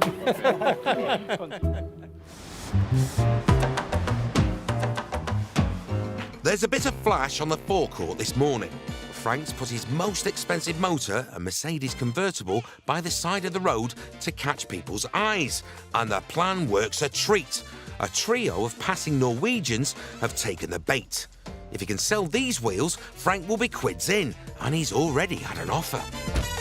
The car's up for 34,950. They said, I'll give you 30 today for it. I said, no way. So I've done a deal at 32,000. I should warn him first, if he breaks it, he buys it. The kid with the new toy, they'll buy it. I'd even have a bet. He likes his bets, does our Frank? The car needs some new tyres. No, it doesn't. He probably will now. Yeah, they finish it. Look at the smile. Look at the smile. Sex on wheels, eh? Yeah. Sex on wheels. The Norwegians have seen enough. They're going to buy it. You have sold the car. Whose hand do I shake then? Yours first. Selling the most expensive car on the lot is a fantastic result for Frank. I get a buzz, I get a good kick out of selling the car and buying the car. So, yeah, puts a smile on my face. If I go home happy, the family's happy. Daughter Faye can vouch for that. Well, my dad sells a car. He comes home, he has a smile on his face. Oh, you brought your checkbook with you? Can have a look round. He does have his down days, but, you know, we always try to bring him back up, and I think that's what's good about having a family business, is that we're all in it together. And Frank's day is about to get even better. 2014, one owner. The caller interested in the Fiesta has turned up, and Frank's won the bet. You got a deposit? Have, yeah. It's sold in. Come on out. Step this way, sir. That's it. I don't pay for the beer. I've won the bet. We sold the blue Fiesta. I sold the blue Fiesta. And the winner is Frank Mr. Roscoe. the boss. So you shouldn't bet with me, boys. Especially when he's pulling a fast one. Very happy. Yeah, good start to a Tuesday. Good Monday, good Tuesday. It's Wednesday, Frank. Yeah. All these days. Is it really Wednesday? Yeah. Why have I only sold 4 cars then? At the Benidorm Pride main stage, drag artist Mark has finished his rehearsal for the evening concert, but now he needs to turn into Ruby Rocks for the afternoon parade. Welcome to Wacky Pride Day. Yay. But he's still locked out of the dressing rooms. Hello, dear. Is there someone coming with a key? And it's safe to say he's a little bit hacked off. Do I look like a drag supermodel? No. What is a man without makeup and a costume? A man. I am getting to the stage, I must admit, where I'm getting a bit annoyed. You know, like months of preparations has gone into doing this, and like you come on the day and you're just wanting to get something sorted, and like you can't get in. Look at that. I should have just shown that emotion a bit longer, and we might have been able to get in sooner. Look at that. Thank you, universe. There we go. Mark's using a mobility scooter as part of his stage show, and it needs charging up. So stressed out. Oh, no. Guess what? I can't find the keys for the scooter, but I know I have them. It's just like one thing after another, after another, after another, after another. I'm getting absolutely fed up of it. Plan Z is I will have to put it on charge later. I can't do any more, can I? I must get my face on. Bye.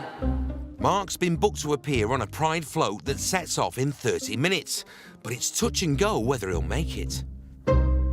Hiya, just to let you know I'm really running late. I am on my way, but I've not got a bit of makeup on yet.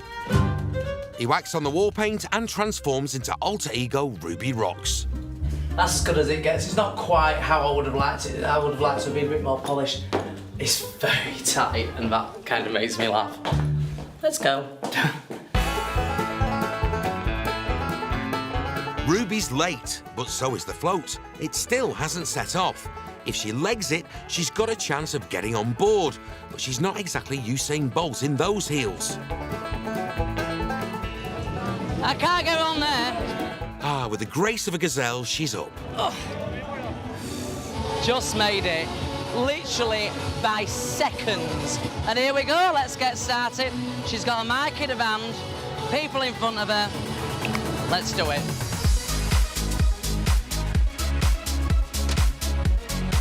Happy Pride, Ruby Roxy, are you all right? Woo! I'm excited now I'm here. Make some noise! Woo!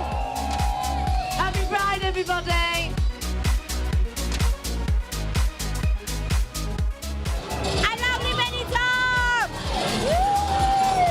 Benidorm Pride is absolutely fantastic, my darling Bishop. This is my first time in Benidorm and I just think everybody's accepting everything, which I think is wonderful. We've been to Manchester Pride, but Benidorm Pride beats it all. First time we've been here and it's absolutely brilliant. Love the Great atmosphere. atmosphere. It's fantastic. Benidorm Pride! We love Benidorm! Benidorm, Benidorm! Something for everybody. That's Benidorm. As twilight descends, Ruby has to get going. She's performing on the main Pride stage in a couple of hours' time, but the stress levels seem to have reduced a little bit for now. Marvellous! I loved every second of that. And then it's phase 2. What a day! Mwah, loved it.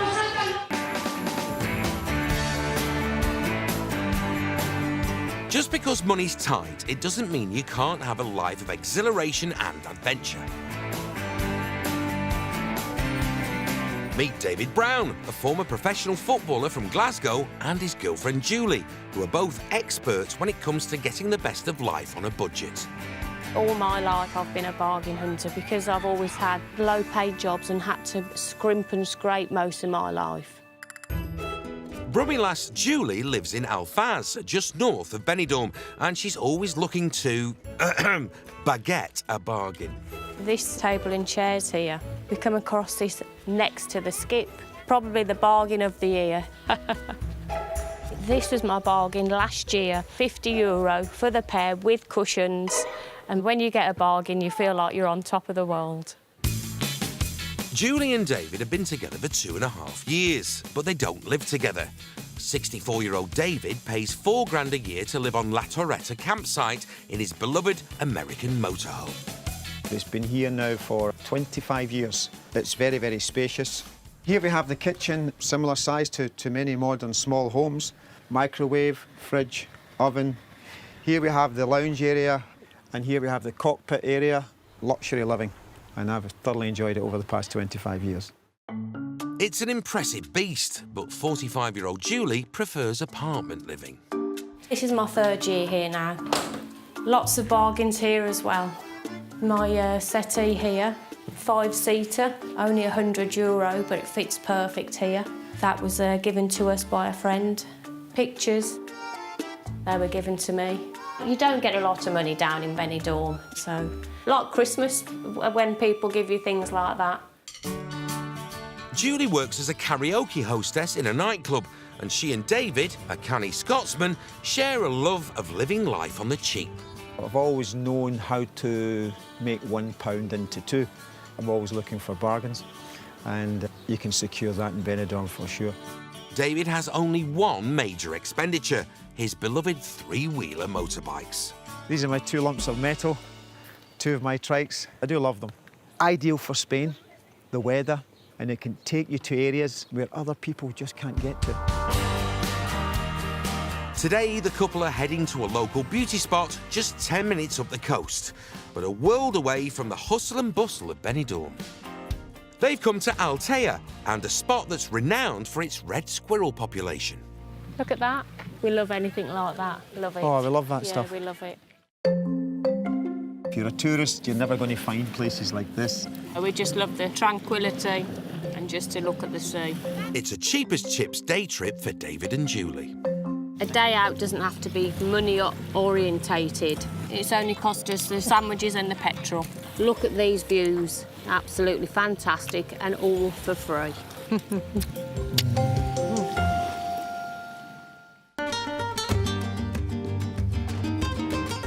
Over in Casada, Lynn Matthews is in the middle of her delivery round, dropping off tasty treats to hungry Brits. We're going to see Tony and Jackie now, and Jackie just loves my lasagna. Trying to think of something to have. You get bored, don't you, with the same old thing? And I know you're a good cook. Thank you. So 8:40, please, Jackie. 8:40. So lovely. Thank you very much. Thanks. Bye. And then my next delivery's just up the road. Lynn's heading to Alan and Betty's. You all right? Got your dinner for next week? I've got your dinner for next week, yes. The couple are both 80 years old and childhood sweethearts. We met at school. But Betty's struggling with Alzheimer's and Alan's got Parkinson's, so Lynn's meals are a massive help. Right, what have I got for you today, Alan? Should be 2 curries. Yep, 1 hot, 1 medium. Yeah. 2 cheese and onion pasties. And then you're going to try the chicken pasties and see what you think to those. Yeah. Getting full up, isn't it? At least I know you're not hungry. Alan and Betty were my first customers. Been coming to you now for 6, 8 months. Yes, we it was is. guinea pigs, you know. You always have a stomach ache but they don't know what was going to happen. So I took a gamble and it worked. Get lovely dinners now, don't you? Yeah. Yes, enjoy my Yeah, not dinners. too bad. That comes to 1960 then, please, Alan. I'll give you 20. Lovely, If you I've got have some to. change. You can keep the change. Forest Street, Don't aren't spend you? it all at once. I won't. Yeah, okay. All right, see you next week. Thanks a lot. Bye. Hello. Last delivery of the day. Jane's a new customer for me. We've been friends for a while and she has eaten my food, but she's never bought anything from me before, so I'm hoping everything's all right for her. Look nice. All right, that is $7.60, please, Jane. Thank you very You're much. an angel. Bye, Lynn. See you. With her deliveries done, Lynn returns home to tot up the takings. So I've had quite a good day, I think. And did you notice I got tips everywhere today? I never normally get tips. Bonus. It's 1960. 63.55. Not quite my best day, but not far off. So yes, I'm very happy today.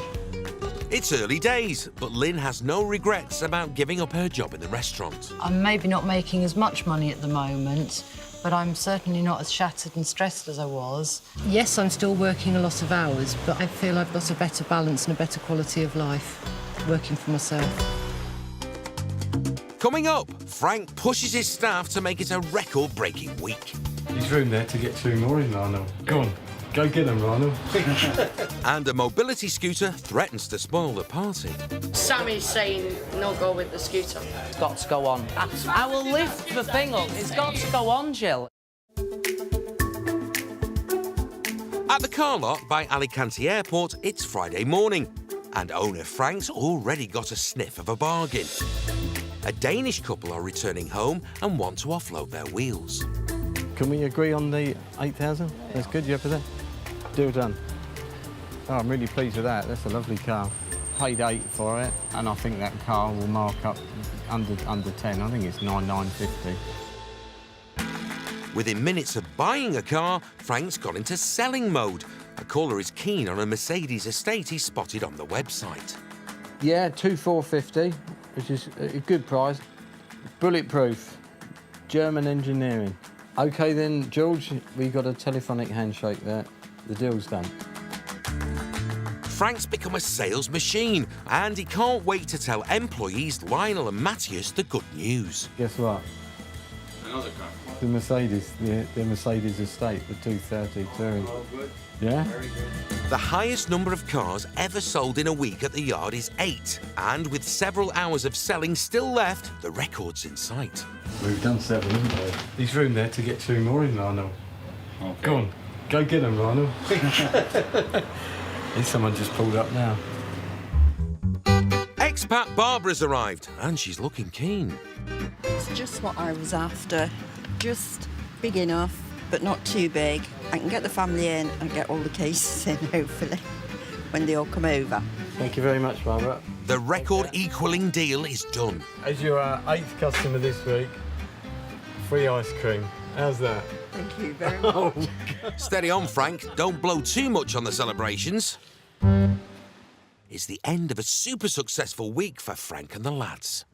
1, 2, 3, 4, 5, 6, 7, 8 cars, including the AMG Mercedes, most expensive car on the lot. Thanks very much. Congratulations. Well done. Another blinding route, mate.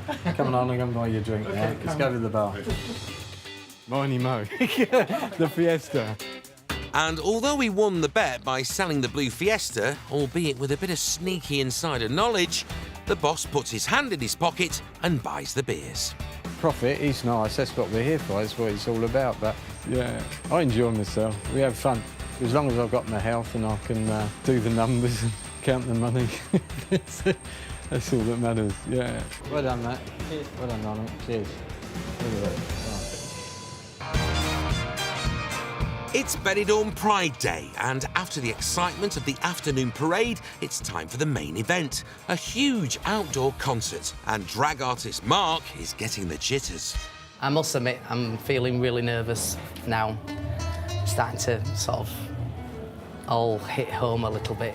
As his only income is from his evening drag performances, there isn't much cash to splash. So Mark's put the show together on a shoestring. By calling in favours and asking for mates' rates, he's kept the total costs to less than £1,000. That part of the project's been really successful. I'm happy that I've been able to keep within a reasonable budget. Club singer Jill Ryan will be joining Mark on stage. Hi, Jill. And making a grand entrance on the mobility scooter. I'll put the scooter on snail pace, then they don't shoot off the stage. Yeah, yeah. You know, E.T. style, silhouetted against the moon. But there's a problem. The stage manager says the scooter's too heavy to lift on stage. Sammy's saying no go with the scooter, because we can't lift it on stage. It's got to go on. It's got to go on. I'll lift it on myself. I will lift the thing up. It's got to go on, Jill. It's got to go on. Mark's not having it. These drag queens are feisty folk, you know. Right, so if we can lift it... We'll be all right. Right. Jill Ryan, the hero of the day, lifted the scooter. And with all hands on deck, the problem is sorted. Mark transforms into Ruby Rocks and the nerves start to kick in. Getting very close to stage time, I am terrified. So nervous. I'm so nervous. With only a few minutes to go, the outfit is complete. And despite having just a tiny budget to work with, costume designer Graham has worked wonders. Wow. I don't know, I feel a bit emotional now I've seen that. The dancers are warming up. Well, they're showing off, to be honest. And it's time to roll. Please give a warm welcome to the gorgeous Miss Ruby Rocks. Okay, here we go. Fierce appeal, slaving with a painted face. Just be yourself and own your place. Love yourself no matter what they say. It felt like I was on stage for 10 seconds. It was like a dream. I'm stunned. Wow, what an amazing feeling. The last few weeks have been a really hard slog for Mark, but it's been worth it. I've just performed a song that I've written the lyrics to on a stage in front of all those people. I can't get my head around it. And the name of the event has a particular resonance this year. I feel proud of myself. And that's a nice feeling. It's a nice feeling. Coming up, fitness instructor Ant's looking for new customers. Hallelujah! But he might need to work on his sales patter. I can't really walk in here this morning and say, good morning, my name's Ant, you're fat and I'm going to fight it. A brand new business proposition for a Benidorm workaholic. It's never going to make me a fortune, never going to make me a millionaire, but I know I won't regret this. And meet Wayne, a wealthy, self-made man with an embarrassing confession in the waste disposal department. Well, I've probably got a fetish for skips. Why pay for it when you can get it for free? Table mats. They're actually English ones, actually.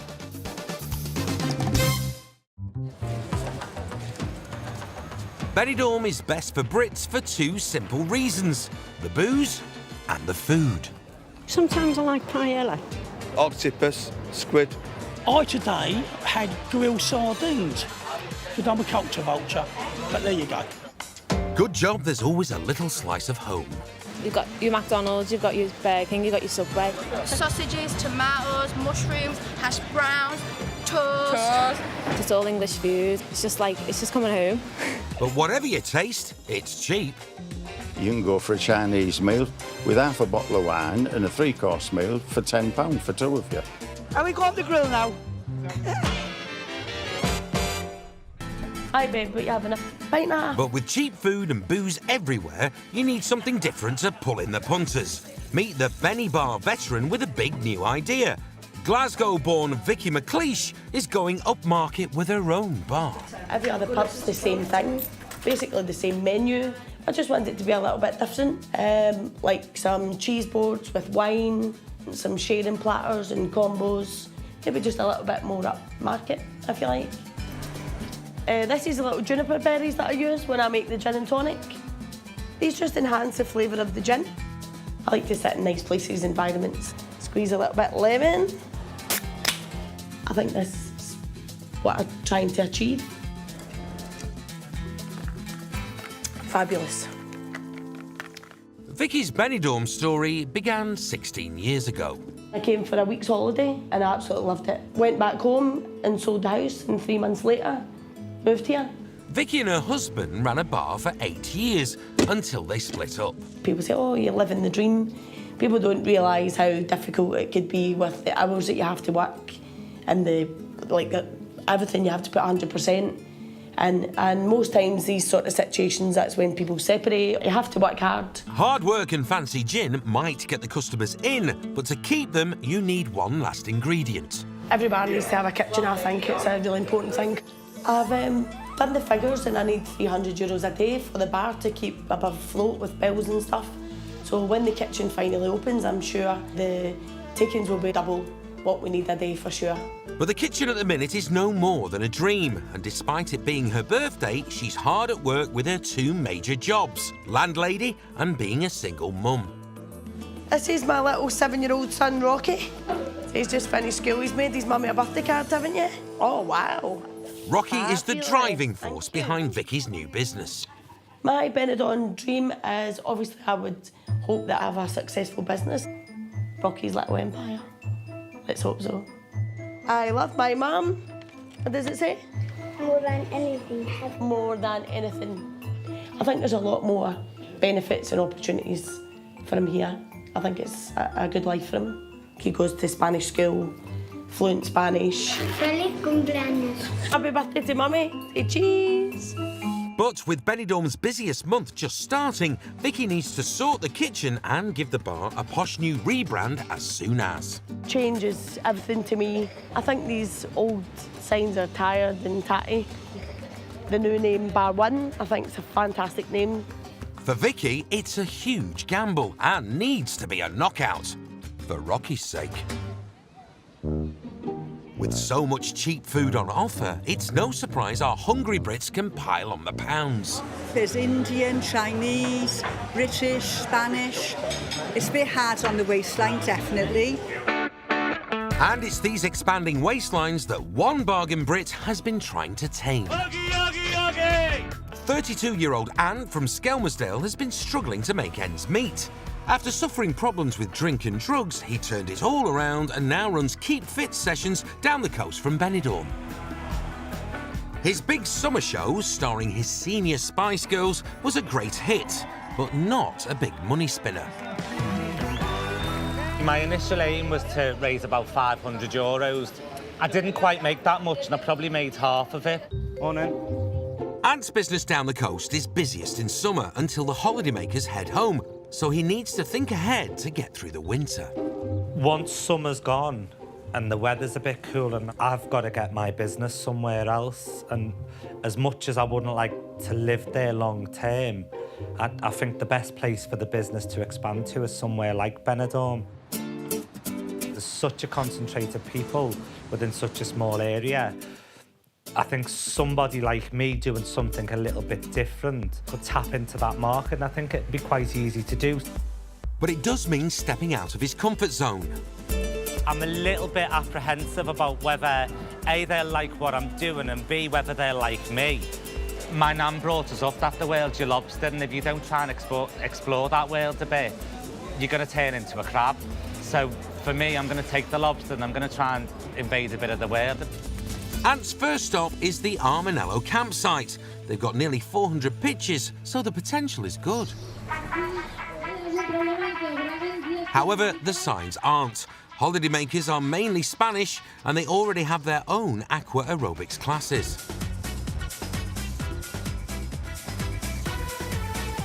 Ant's future here will be decided by Juan, the campsite manager.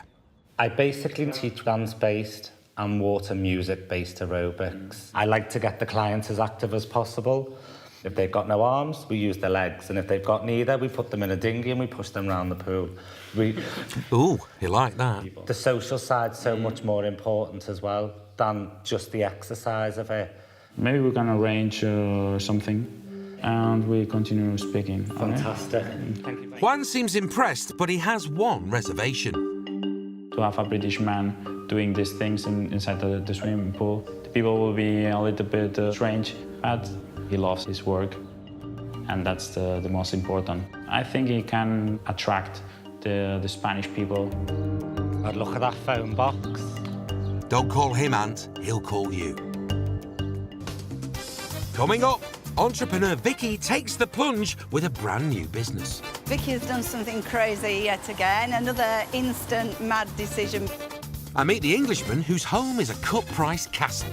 This was in the skip in the UK. It's an absolute gift, really. It's a bargain. Happy days. 12 months ago, we met the bustling ball of energy and business owner Vicky Caton, owner of Hepburn's Hair Salon in Benidorm's famous indoor market. I didn't know anything whatsoever about hairdressing. I just did it in a moment's madness, maybe. It was crazy, really. Absolutely ridiculous. Vicky's life has been a blur of charity events. Hopefully by the end of the day, these buckets will be full of money. Themed business promotions. Today is going to be our Spanish day. And generally bringing a bit of merriment to the market. Sangria, sangria. A year on, the hair colour's changed. Amy Winehouse might go back to black. I've gone back to blonde, yes. But the captain of the ship has conked out. I had to have an operation on my foot for a bunion, and the two toes at the side of it were bent, so I had to have pins in them. So I've been off work so far for 3 weeks, and it's very frustrating when you're used to being busy.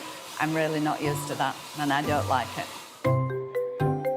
Vicky needs a bit of body TLC, and she heads off for a pampering session. I'm going to have a massage on my own back because it's really bad, because obviously with my foot I'm not walking properly. And she's got the perfect destination in mind, her own spa, just up the road. When we last saw Vicky, she'd just agreed a spur-of-the-moment 5-year lease. I went from not knowing it existed to buying it in 10 days. A bit crazy. So, 12 months in, has the spa been a source of serene tranquility or a total headache? I found it more stressful than I actually thought I would. Owning a spa is not like visiting a spa. It's much more stressful. It's nothing like having the spa experience. 6 months in, I think I was nearly ready for a nervous breakdown. I should do this every day. This is the way to live your life. I think I totally underestimated and forgot how hard the first 12 months of a business is. It's good, but it's going to get painful in a minute because she's in my bad bit. We've gone from making big losses in the first few months, which absolutely terrified me, I have to say. So now we're sort of breaking even and we're just turning now into profit, and from here on now, it will be good. But Vicky's unexpected layoff has at least made her realise that her businesses can cope when she's not around. They manage without me. Nothing has collapsed while I haven't been rushing around like an idiot and chasing my tail. It's all still working perfectly well. So maybe I don't actually need to work as many hours as I thought I did. Sounds like the perfect time to take a step back and slow down a bit. Would be bonkers to do something else, wouldn't it? Uh-oh. Hi, babe, what you having, a pint of Carlin? Back in Benidorm, bar owner Vicky McLeish is refurbing in readiness for Benidorm's biggest month. There's still loads of things to be done. We still need to prepare the kitchen. We still have to interview to find a chef. And obviously there's a lot more decoration to be done.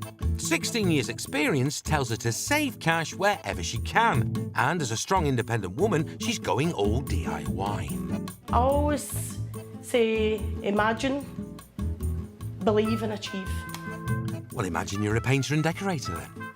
A day in the life of Lady Victoria. It's supposed to be all glamorous and end up painting. I like to do everything on my own. I don't need any help. Also, I don't need to pay anybody else to do it, so I think that's a good thing. Looks like thirsty work as well. Is it nearly time for a tea break? No chance. The new signs for the bar have arrived. Yeah, he's here finally. Let's have a look. Yeah, I love it. Perfect. Great. If you need a favour in Benidorm, call in a fellow expat. And if they're a friend like Alex, you can get mates rates to keep the cost down. I've known Vicky for a long time, so she's roped me in. She's got some powers of persuasion. I love a man at work. It's great watching a man at work. It just looks a million times better. Oh, it looks great, Alec. Thank you, I love it. All right, you're welcome, darling. I think it's really fresh and modern. Just everything that I wanted. I'm really happy. Decor sorted, she now needs a kitchen and a chef before all the tourists head back home in 4 weeks. Right the way round. Fitness instructor Ant is trying to expand his fat-fighting business in Benidorm too. His exercise classes down the coast lose numbers after summer, so today he's trying to drum up some work for the winter on the year-round campsites of Benidorm. I think my aim for Benidorm is to be the queen of the campsite, and if I can just juggle my business round a bit and bring it here, I think it's going to be nothing but good. Next stop, Camping Villamar, where the entertainment boss is Graham Happy Days Boland. You must be Graham. I've called you Happy Days, Happy Feet, Happy-Go-Lucky. Don't call me Happy Feet, call me Happy Days. Okay. Good now. Oh, get his name right, Ant. Graham's your way in for the biggest site in Benidorm. It would be like a water fitness group, but in the summer, keep it a little bit more jovial, even along the lines of bring your kids and your kids attend for free. Yeah, I think it'll work. I feel a butt coming on. On here we have aqua aerobics 2 days a week. I'd have to speak to the lady who already does the aqua aerobics. Right. I'd have to do that, definitely. Yeah, well, that's common courtesy, isn't it? Right now, kid. Thank you very much, Graham. Thank you for coming this way. Thank you. Really appreciated it. Happy Days. Don't be fooled by that glum poker face. Happy Days is actually quite, happy. Hopefully we'll bring him on board. You know, he's definitely a character. Cheeky, funny. The ladies would love him. He's Happy Days at the end of the day. No, Graham, that's you. Ooh, nice sunset. I don't want to step on anybody's toes, and I know both the sites that I'm really interested in working with, they have other people working on them, and my main consideration is them other people. And I don't want there to be his classes are better than yours or hers are better than yours. I want people to work together. There'll be a nervous few days while Ant waits to see if he's going to be asked back to show what he can do.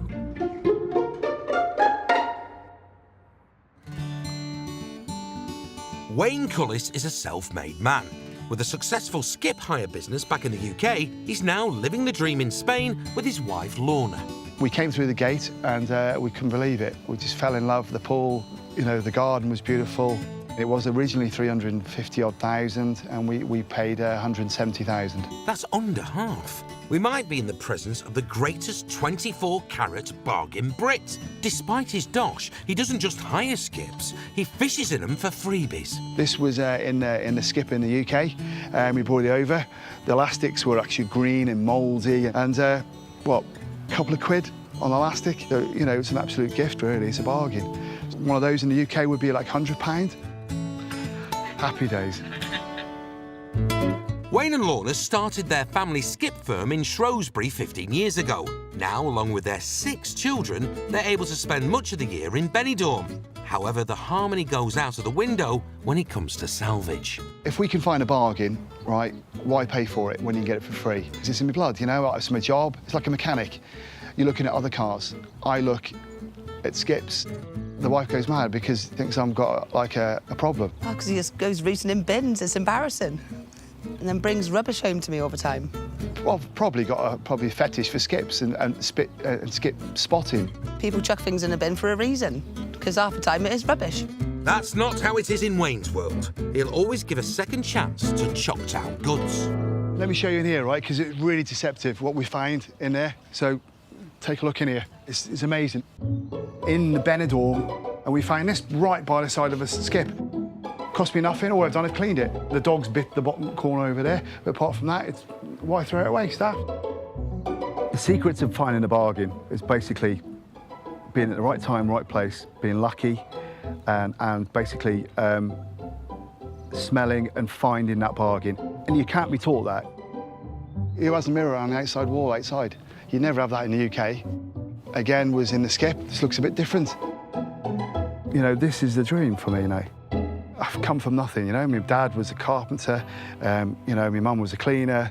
I had nothing, you know. Holidays for us were just a caravan down North Wales. I worked hard. And we got there, like, well, I never ever thought we'd ever do it. Yeah, I want to give my kids what I never had. You all right, mate? Is the sun getting to you? Well, it's so hot in Spain in the afternoons. I love siestas, brilliant. The most we spent on this, I'd say, is €10 max. The rest of it's free. And these are already here, just washed them and cleaned them, and then put some old rope around that. And the mirrors we just found in another skip round by our local bar, just around the other side. They're a bit higher than they should do, but they fit all right. These were at the skip, these were. Again, bargain. Nice place for a romantic afternoon, then. OK. Lorna, come on, get in, come on. No. Come on, Lorna. I'll go casket rattle with you. Come on. That'll be a no, then. And that's it. That's me for the day, I'm done. Well, not quite. Surprise, surprise, he's off on another scavenge. What delights will the skips of Benidorm throw up this time? Not content with the hairdressers and a spa, Vicky's about to make it a hat trick of businesses. Vicky has done something crazy yet again, another instant mad decision. I'm waiting to meet Kev Wood, who is the owner of Fresh Radio Spain, and I'm going to be his new business partner. She's had a stint as a Costa DJ, but now she wants to be the boss. So I heard on the Benidorm grapevine that half of the radio might be for sale. And that, once again, was literally a 2-second decision. And here I am in partnership with Kev. Ah, here comes Kev. But I know I won't regret this. This is one I am absolutely 100% sure of. Exciting time. Shall we go and see the new studio? I'm dead excited, yeah. It's not much at the moment, but it will be good. It's a work in progress, dear. The radio station has a new boss and new premises. Oh, wow. Yeah, this is absolutely perfect. It's absolutely brilliant. Looks like a cupboard to me. It's absolutely the right size. You don't want it any bigger. Are you sure? The bigger, the worse, with the echoing and everything. The studio needs to be carpeted, painted and soundproofed. So by the end of next week, touch wood, shh, don't say definitely. 90. I'm told off already. Station boss Kev has a few years of local radio under his belt. I've worked on radio for 10 years in Spain. I was the studio manager for 2 previous stations on other areas of the Costa Blanca, not in Benidorm. I decided I'll do it for everybody else, I'll do it myself, and that's how Fresh started. And his new co-owner is fired up and focused. It's totally real now I've seen it, absolutely. Yeah, I'm really happy. I think it's perfect. Reality is dawning. It's no longer a sort of dreamy kind of thing, it's real now. Coming up, being a media mogul means back to basics for Vicky. We will make you a jingle, professionally done. You get 6 plays a day. And we're going on a skip hunt. Wayne's convinced there's gems amongst the junk. Look, shoes are brand new, still got the label on. I don't want them. What's wrong with that? I don't want them.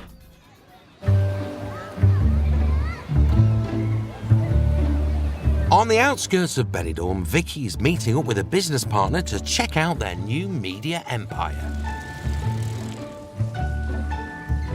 Morning, how are you? Very good. Here we are again. Yeah. And a bit of work done this time. Work? Oh. So this is what they've done so far. Wow.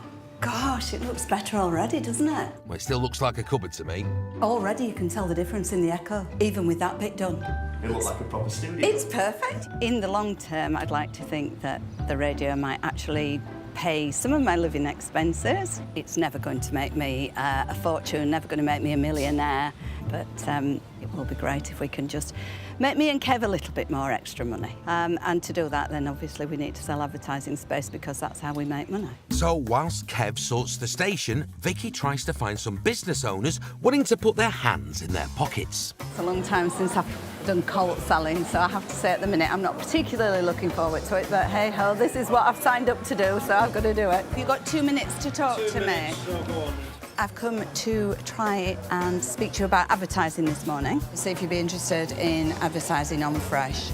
We will make you a jingle, professionally done. You get 6 plays a day, minimum. You will get more some days. A package that is tailored particularly to the smaller businesses like us here in the market. And our target audience is the local area. So our listeners are people who will buy from us. Can I give you a card? Yeah. So this is something that I hope you'd be interested in. Can you afford to turn down such a good offer? Definitely not. Thank you. So Thank you for letting me know. No, that's great. I think I will take it, actually. Good, good. Think of anything you particularly want to push. I'll come back and see you and we'll get you all signed up and on board. So that's absolutely brilliant. First sale in the bag. Wait till I tell Kev. See? He needs me. The station will relaunch with a big on-air party in 2 days' time. But will the studio be ready? You've got to wait till the glue dries now.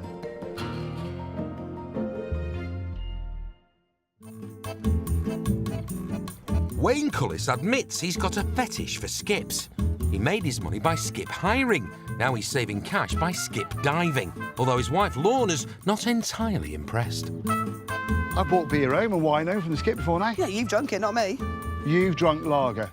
No, yeah, only from when it was come from a pub, I did. Yeah, so you've drunk skip lager then? Yeah, but you take any crap with you. Well, when we have parties, I always put it on the table. Remind me to bring my own drinks to your next party, Wayne. We put the drinks out, don't we, yeah? Right? And we always tell them, right, it's second-hand drink, but it's brand new, seal top. You know, there's nothing happened with It it. might be 10 years out of date. Yeah, but wine doesn't go out of date. It matures, Oh, doesn't right, it? wine doesn't.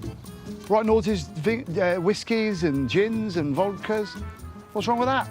Nothing at all, Wayne. Nothing at all. Oh, hello, he's off on another scavenging trip. This I must see. Where you want to go, left or right? Whatever. Okay, you're the boss. In Spain, you need to ask the owner before you take things from a skip. But if it's on the side, you can fill your boots. It's not long before Wayne's radar clicks into life. So there's a broken chair there. I don't want it. Why not? Yeah, it's rubbish. Fix it up for a few quid. Slow down, it's bumps. All right, all right. Oof. There's a suitcase there, look. Outside a removal van. So it belongs to someone, doesn't it? Is it empty? Yes. Yeah, it is, yeah. Well, you win some, you lose some, don't you, Lorne? It's a bit quiet today. You gonna give up then? Still looking. Apparently not. Oh, there's a skip there. Hey, I found something. It's all just rubbish. Nothing in it apart from pallets, love.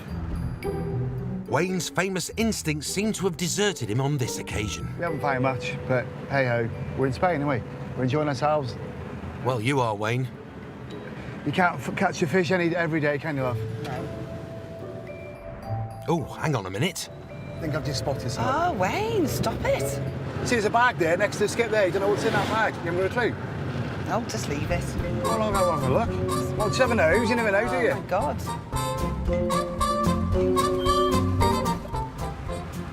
There's a bag there. It's rubbish. It's clothes, isn't it? It's rubbish. I don't want them. Why not? It's rubbish, mate. Look, you got those stuff. Got table mats. They're actually English ones, actually. Stuff from Sussex. I don't want them. Oh, come on, Lorna, they're from Sussex. Look, shoes are brand new, still got the label on. I'd get money for these in England, right? I'll take them I get like 40p a kilo. Latino mix. Look at that. Chuck it. I don't want it. Just try on the CD, please. I bet it plays. It's brand new. I don't care. You have to admit, it does have a funky beat. Wait, it's rubbish. I don't want it. He's happy with his CD. Dance, will you? But he's still banging on about them shoes. Listen, right, them shoes, right, we could have got money for those. Right? You're not going to hear the end of this, Lorna. I didn't say you have to wear them, but you know what I mean? We could have made money there. Back in town, Benidorm bar owner Vicky's dream venue is taking shape. She's finally got a kitchen and some fancy new crockery. I've been shopping for quirky things that I think will go down really well. These little dishes, I'll be serving the prawns and stuff. I bought these for coleslaw as well. I think they look cute. I bought some slates. These cost €3 each for the slates. They're a little bit more expensive, but I think it's good. A little chip basket at the side and the burger. I think it'll look really, really nice. So it's a little bit different, something different than just a normal plate. And to complete the picture, she's got a new chef, an old mate, Dave Thompson, who fortunately is also a dab hand with a drill. We work really good together. We worked together in another bar and we've had a few moments where we clashed a few times, but no, I'm sure it'll be absolutely perfect. Dave, from Lancashire, used to be a welder, then opened his own fast food business in the UK before moving here. Married with a teenage daughter, Dave has worked in bars and restaurants for the past 15 years. Let's hope his cooking's better than his DIY. It's got a bow in it, but I'm going to fix it. Vicky and Dave may have fancy gastropub plans for the menu at Bar 1, but not just yet. We're going to do jacket potatoes, yeah, sandwiches, baguettes, breakfast, yeah, and homemade burgers. Yeah. No, I think that's enough for starters, definitely. What could go wrong? Everything could go wrong. That's the spirit. With one day to go until Vicky's kitchen kicks off, the final delivery has arrived. Posh baps. Posh baps? Really good, really good. I've got posh baps. Come on, Vicky. But it's no joke when it comes to business. She's pushing for as much discount as she can. Calm down with that calculator. I'm knocking off as much as I possibly can, okay? Perfect, thank you. I think tomorrow will be a massive difference in income. Every bar needs to have a kitchen. I think it's a really important thing because most of my customers have been leaving to go and have something to eat. Dave's trying to stay cool. He knows that Bar 1's future could hinge on the success of his cooking. If it all goes well tomorrow, it all bodes well for the future. I get paid every Friday. Vicky's got loads of money in her till, and I can be here for years and years, which is what I really want if it's good. If it doesn't do well, I'm looking for another job, aren't I? It's just how it is, isn't it? I've been waiting for this for 7 weeks. Been riding the wave for this final moment, so yeah, I'm excited. Right, all sorted.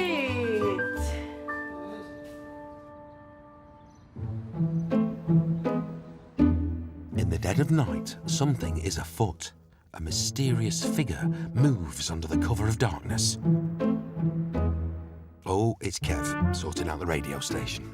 The studio's been finished today, so I'm coming in now to get set up for the big launch tomorrow, getting through the final preparations to go live at 11 AM with the big announcement to the public here in Benidorm that Vicky is my new business partner. She's only just started and we've already got some sales coming in just on the back of her reputation and the people she knows, which is great. The new studio is complete, the cupboard's scrubbed up well, and a few hours later it's time for the official unveiling.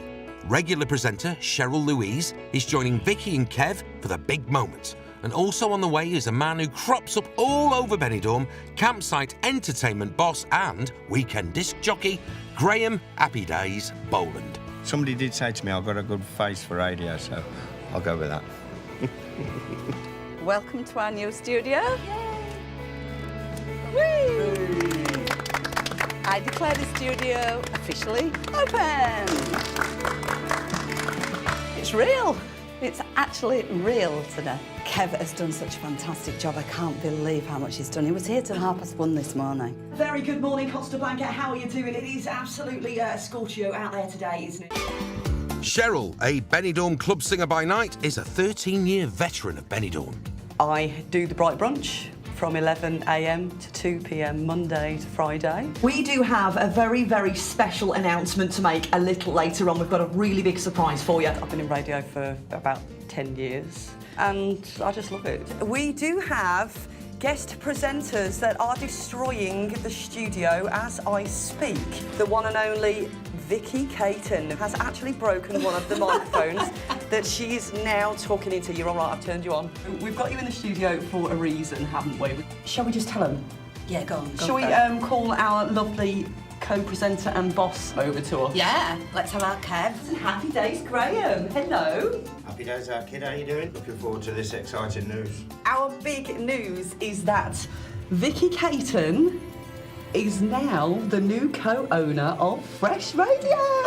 Brilliant news. This next track is just for you, Vicky, from all of us at Fresh. And we want to say basically hello and welcome to our new boss. Thank you very much. Don't make me cry. It's time to break out the bubbles.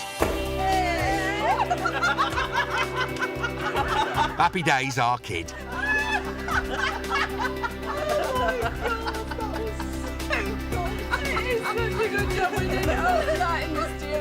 My ultimate aim for the radio is that it will comfortably pay its overheads and that Kev and I will end up with a nice amount of spending money so that we can have a little bit of extra and we can go and party as we like. I don't know that Kev's the party type, but I certainly am. So the best team in the world, eh? Onwards and upwards. And happy days. And happy days. Up the road, it's good news for Ant and his Fat Fighters classes. 2 new Benidorm campsites have agreed to give him a trial, which he hopes will give him a financial lifeline. I'm so pleased. This, for me, is the best opportunity I think I'm going to have at doing what I love doing and having a platform like Benidorm to do it on. The sheer number of people here, even with 2 classes a week, pays me rent every month, and whilst that opportunity's there, I'm going to take it with both hands and I'll run as fast as it'll take me. Today, he's visiting both sites to try and drum up some trade for tomorrow's trials. And to maximise interest, he's decided to get mobile. Have a nice day. Yeah, you too. Ta-da. Thank you. But at Camp Armanello, there is one major issue. Mañana, the Spanish clients who I'm going to, they have interest, but they don't really understand what I'm doing. And I've explained it in Spanish and in English, and they still don't understand me. Looks like you could do with a helping hand, Ant. Hola chicos, os presento aquí a Anthony, un aqua aerobic. Por la mañana a las 10:30, ¿vale? Ciao. Thank goodness for the Spanish cavalry. Raquel has also agreed to help him tomorrow. She's going to come and work with me in the morning, just because their clients are a bit more familiar with her. And I think if you break through that barrier early on, they're going to be a little bit more familiar with you. Hasta mañana, eh? Gracias, adios. Next stop, Camping Villamar, where Ant clearly feels at home. Anyone for water aerobics? You all right? Hello? And the language barrier certainly isn't a problem. It's dance-based water aerobics. As soon as you walk in, you feel comfortable. It's completely and utterly laid back, relaxed. Everyone's having a nice time. Yeah, have a nice night. Enjoy your food. Ta-ra. 2 o'clock tomorrow. Something's very, very right about this site. We're going to have a trial tomorrow and just see if the clients like it. I want to stand innovation tomorrow, and the only way I'm going to get that is if I get lots of rest tonight, and I'll give it 100% like I do everything else I do. I think tomorrow's going to be a really, really good day. Ta-da! Coming up, if Vicky can't stand the heat, she may have to get out of the kitchen.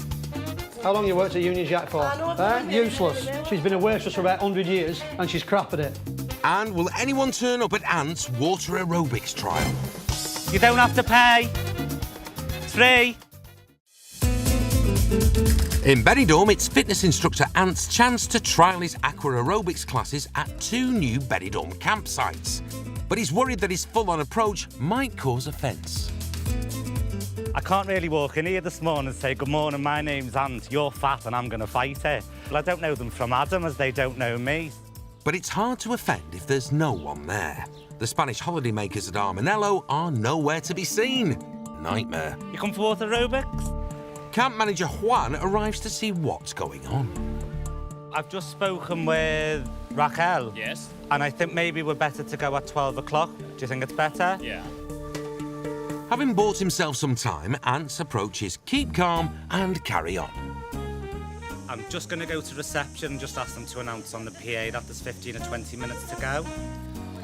Oh, that's a good idea. They're bound to help. Can I do it myself? Of course I can. Not a problem, darling, all day long. Hello. Clear your throat, best posh voice. Good morning, ladies and gentlemen. Just to let you know that we will be holding a water aerobics session with myself in about 15 minutes in the bottom swimming pool. If you'd like to join us, this session is free of charge. The more the merrier. You are all welcome. Thank you.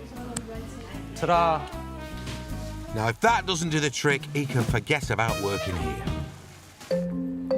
In the town centre, it's trial day for Vicky too. Her new fancy food menu starts today. Small breakfast, one everything. Yeah, perfect. Since the bar opened, it's took a bit of time to get everything up and running, so I'm sure it's going to be a busy day today. Here you go, Dave.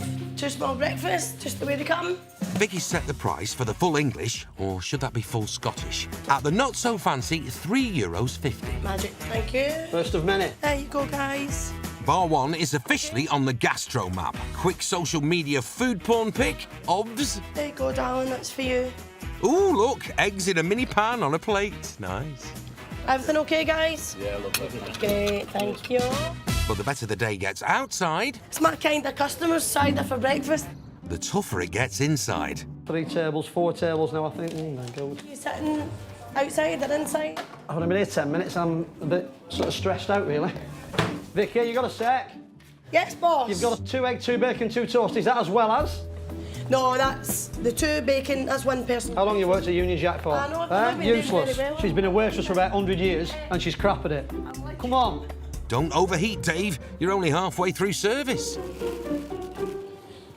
Over at Camp Armanello, good news at last for Ant.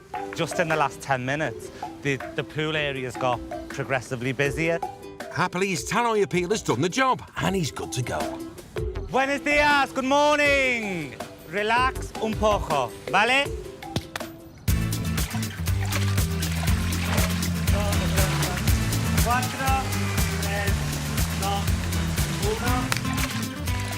I think Juan's going to be really, really pleased with what we've done today. Unfortunately, because he's so busy, he had to leave before the class.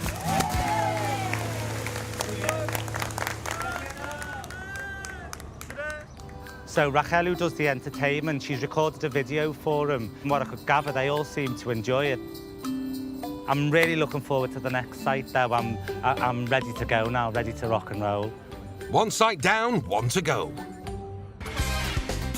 Back across town, after a busy and stressful start, Vicky and Dave are in a great gastro groove. I'm fine, I've done this a million times. No panic. They've had a big breakfast bonanza. Now the lunch orders are coming thick and fast. Service. Table 4, love. The bar's busy and the money's rolling in. Looks like the new fancy food has been a hit. Today's been a fantastic day. We've had a great day. It's been really, I'm really pleased.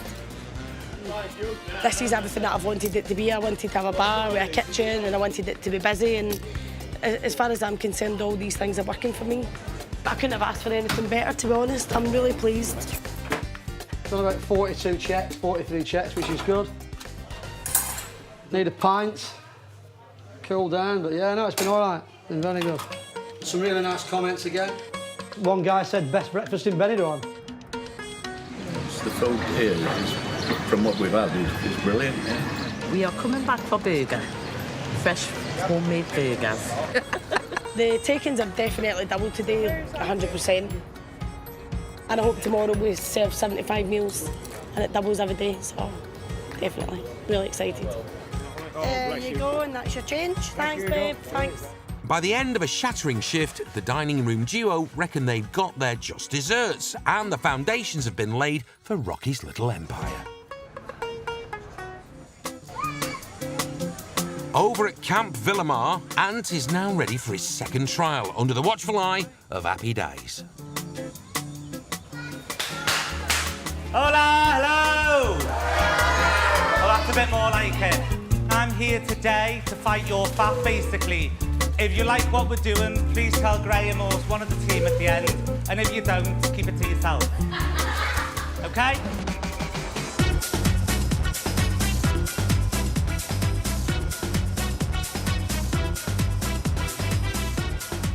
You needn't have worried, Ant. It was good to get the Spanish and the English together. They didn't know what to expect. I definitely didn't know what to expect. He worked so hard for everybody. He really did. Yeah, I'm really pleased with him. Happy days.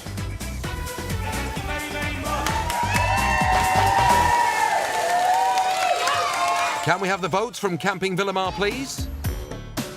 Thought it was brilliant, yeah. Got everybody going, you know, entertained as well. So, yeah, I thought it was a good day. I feel like lost the storm. If you come again this afternoon, I'd be in there again this afternoon. I think you could say that went rather well. To tell me 6 months ago I'd be doing this, what I've done today, I never would have believed it. I don't think I could be any prouder of myself than I am now at what I've done and how I've done it. And it's a really, really nice feeling to have. Ant's still waiting for confirmation from the new management at Villamar, but Juan wants to work with him at Camp Armanello next season. Coming up, there's scandal at the tattoo parlour. Was it ex-girlfriend's names you had? Ex-wife. Ex-wife? What was it? New bar owner Michael's got a unique take on living the dream. Now I get to come to the cash and carry every day and buy plastic cups. I don't know if that's one person's dream or just mine. And everyone gets their bumblebees out for charity. Just get that closer. We won't see much. No. Well, things we do for charity, eh? Lots of Brits dream of buying a bar in Spain and enjoying sun-baked days whilst the money rolls in. But with an estimated 2,000 drinking dens in Benidorm, buying a boozer can leave you with a nasty hangover.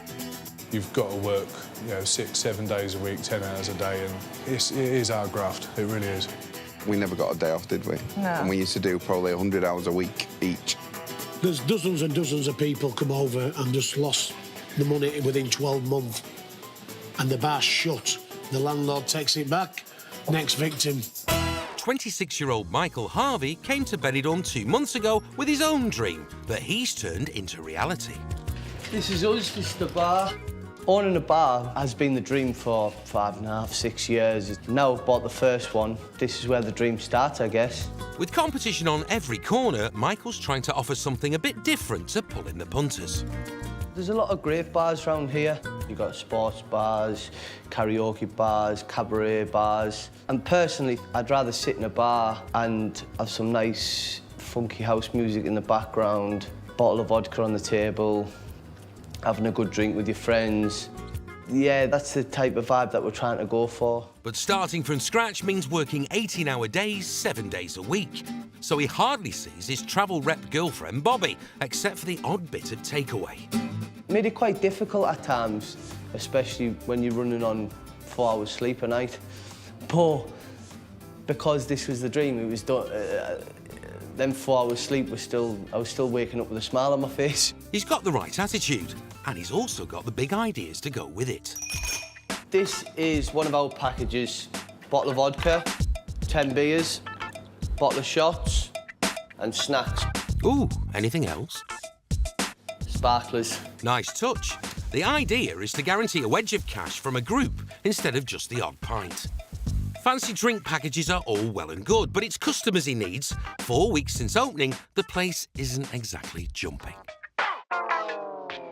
Yeah, it's easy to go into the mindset of doubting yourself or thinking that you've made a mistake when it's a Tuesday and you haven't had a lot of customers in, but you have to be strong enough to just see past that and realise that you haven't made a mistake. I have got a good bar, I have got a good place. It's just that it's Tuesday night and Everywhere's the same. At the end of the day, this is my livelihood now. This is something that I've wanted so much.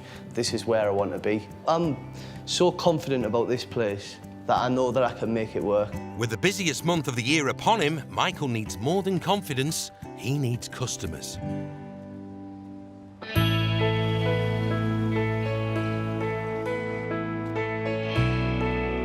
One fellow expat who won't be buying a fancy drinks package is Rob from Margate, who was a hard-drinking hellraiser until he met clean-living Karen 8 years ago.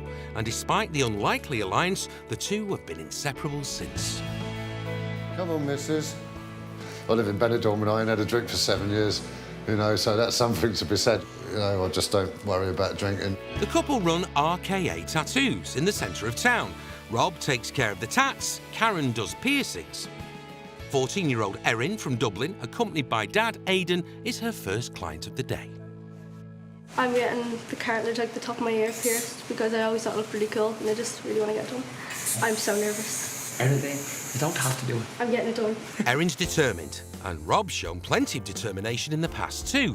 After serving time for a list of burglary, theft and drug use crimes, he knew he needed to change his life. I left England on February the 5th, 2008, yeah, and just decided then that I'd had enough because I have got quite an extensive history in the UK of like misdemeanours. I literally just walked away from everything. Rob came to Benidorm and met clean-living Karen.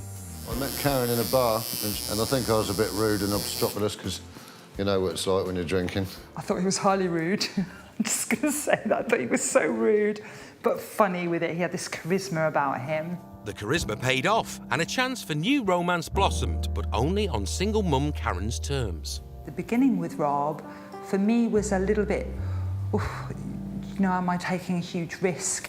I made it clear to him what I wanted in my life and what I didn't. Rob's way of life prior to us meeting was not something I wanted for myself or my child. Rob agreed, and for a while everything was fine, until his lifelong heavy drinking finally caught up with him. I had 10 days in hospital in 2009, and they said, if you don't stop drinking, you're probably going to die. He came out and he never looked back. He never drank again, and I really admire him for that. Rob cleaned up his act so much that he turned into husband material, and the couple got married in 2011. It just goes to show that, you know, even if you think you're stuck in a hole, you can always reinvent yourself, you know, and become the person that you feel you always should have been. Today, Rob's inking bricklayer Craig from Yorkshire. The tattoo we're doing on young Craig here is a samurai kind of warrior. Any particular reason? Trying to do something Japanese. OK then. Craig's chilled, Erin's freaking out. Right. Wait, no. I need a sec. You don't have to get it No, done. I want to get it done, Right, look, just concentrate on me for a minute, right? Right, carry on doing that. Oh, that wasn't too bad. There you go, I told you. There, all right, that's the worst done. After years of struggle to get to where they are, Rob and Karen can't rest on their laurels. They need to make over $3,000 a month just to stay afloat. It's not easy out here in the sense that there isn't a cushion of a benefit system like there is in the UK. Nobody pays your rent here, so you have to get on. Today's tat and Karen's piercing will help pay the bills. So it's €30 in total. Thank you very much. Yeah, a tattoo like this would be $270, $280, something like that. Mint, thank you. But they need a few more people through the door before the day is done. Sweet. Coming up, a broken bit of essential kit is a nightmare for Michael. Our old limiter is broke and I'm now out of pocket another €1,600. And an unexpected proposition for Rob and Karen. It's a naked calendar. Right. Right, so no one's actually going to see anything. On the outskirts of Benidorm, the town's most well-known couple, Wayne and Des Bellamy Wright, are settling into their new life. Newly business-free, they have tons of spare time, so they're focusing on charity work for local kids and are already breaking records. We've got 20,146 Buy by opening our own charity, we have total control of where all the money's going to, don't we? And make sure they're clean and well fed. So when these children go to school, they are normal children, not obviously a kid in care. That's the most important to us, isn't it? Today, they're throwing a housewarming and thank you party for the generous expats who volunteered on the day and to squash a residential rumour. Nobody knows where we live, so they all think we're living in a caravan, don't they, somewhere on Villamar. But we're not. We couldn't live on a caravan, you're too noisy. Sure you don't mean yourself? Ladies and germs, boys and girls, I'm going to start serving the food, folks, and you know in our house you just help your bloody self, otherwise you go hungry and you go thirsty, all right? And welcome to Busy Bees, Think of the Future! But not content with breaking one charity record, they're after another. Last year, they made Benidorm's first ever naked charity calendar, featuring some well-known faces. So if it ain't broke... After vowing never in my life again to do one, we're going to do another naked calendar this year, aren't we? A mixed one this year, men and women. Last year we managed to raise 11,000, so this year we're going to come back bigger, better, brighter, which we're starting now to get everybody the interest, the sponsors, the models. But before they start the tough task of recruiting flesh-bearing volunteers with deep pockets, it's time to party. The party house is now officially open!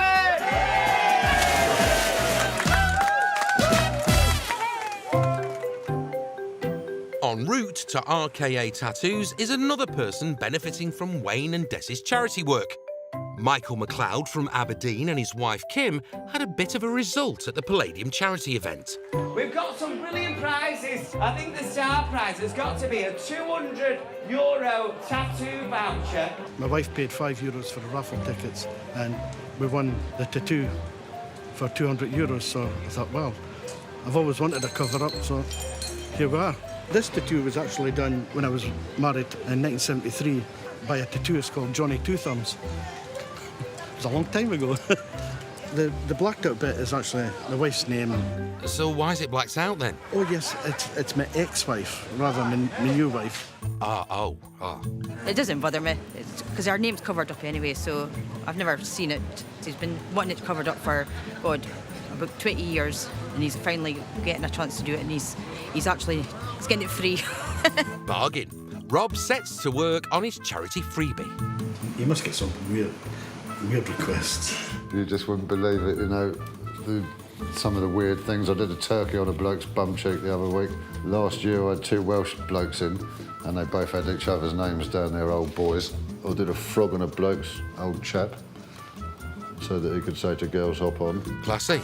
Next in, Wayne and Des, who are starting their hunt for naked charity calendar stars. I've never been in a tattoo parlour before. No. Guess who's here? We've got Michael here, you know, the guy who won the tattoo. Oh, fabulous. So pop your head round, you can say hi to Robin.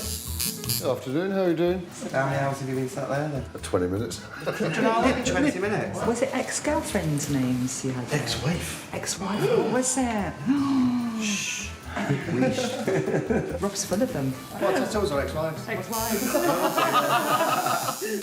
Cheeky. Come on, let's get down to business. I'd love it if you and Rob could sponsor a page. Yes. It's going to be €250, one-off payment, you don't get charged again. That covers the cost for the whole production of the calendar. The theme will be Busy Bees Benidorm. Yeah. So I thought maybe we could get somebody in the tattoo chair having a bee tattooed. Oh. Right. The only downside is it's a naked calendar. Right. So no one's actually going to see anything. So my idea, Rob, is that if you come in on it, we'll get you behind the chair. You're going to be naked, but no one's going to see anything, right? And we could get you a female model if you like, or we could get you a big blonde model, you know. So would you be up for having a bee tattooed? Yeah. You would? Oh, that'd be fantastic. Looks like we've been committed now, doesn't it? 1 down, 11 more to go for Wayne and Des. For now, the nakedness can wait. Rob needs to focus on his cover-up first. Well worth the €5. And that's it, finished. Yes, jobs are good. The ex-wife is no more, and current wife is smiling. Oh, it's lovely. You're chuffed. Aye, well chuffed. Thank you very much indeed. Thank you. Take care. Bye-bye. I'm just so chuffed, it's unbelievable. For €5, it's amazing. Now that's what you call a bargain tattoo. We're Wherever you are in Benidorm, you're never far from a machine that firmly divides opinion. Some people love them, lots of people hate them. The scourge of the sidewalk, the mobility scooter. The mobility scooters are amazing. It's absolutely unbelievable the way they drive them. Crazy. I think it's mayhem, and there's more mobility scooters than there is people, I think, in Benidorm. I think the mobility scooters are useful for people who need one. It's very clear that not all the people who are using them have an absolute need for them, shall we say. People are on them everywhere you go, you can get run over by them, but yeah, I might have to try one myself next time I'm here. But now there's another gadget to petrify the pedestrians. Segways. Illegal on the streets in the UK, but not here. Someone who's seen a gap in the motability market is canny Scot Kieran Horrocks. After recently moving to Benidorm with his family, he invested his savings in Segways to become one of Benidorm's youngest entrepreneurs. Not a lot of people would expect a 19-year-old to have a side of a business where he's actually making money and owning his own stock and things like that.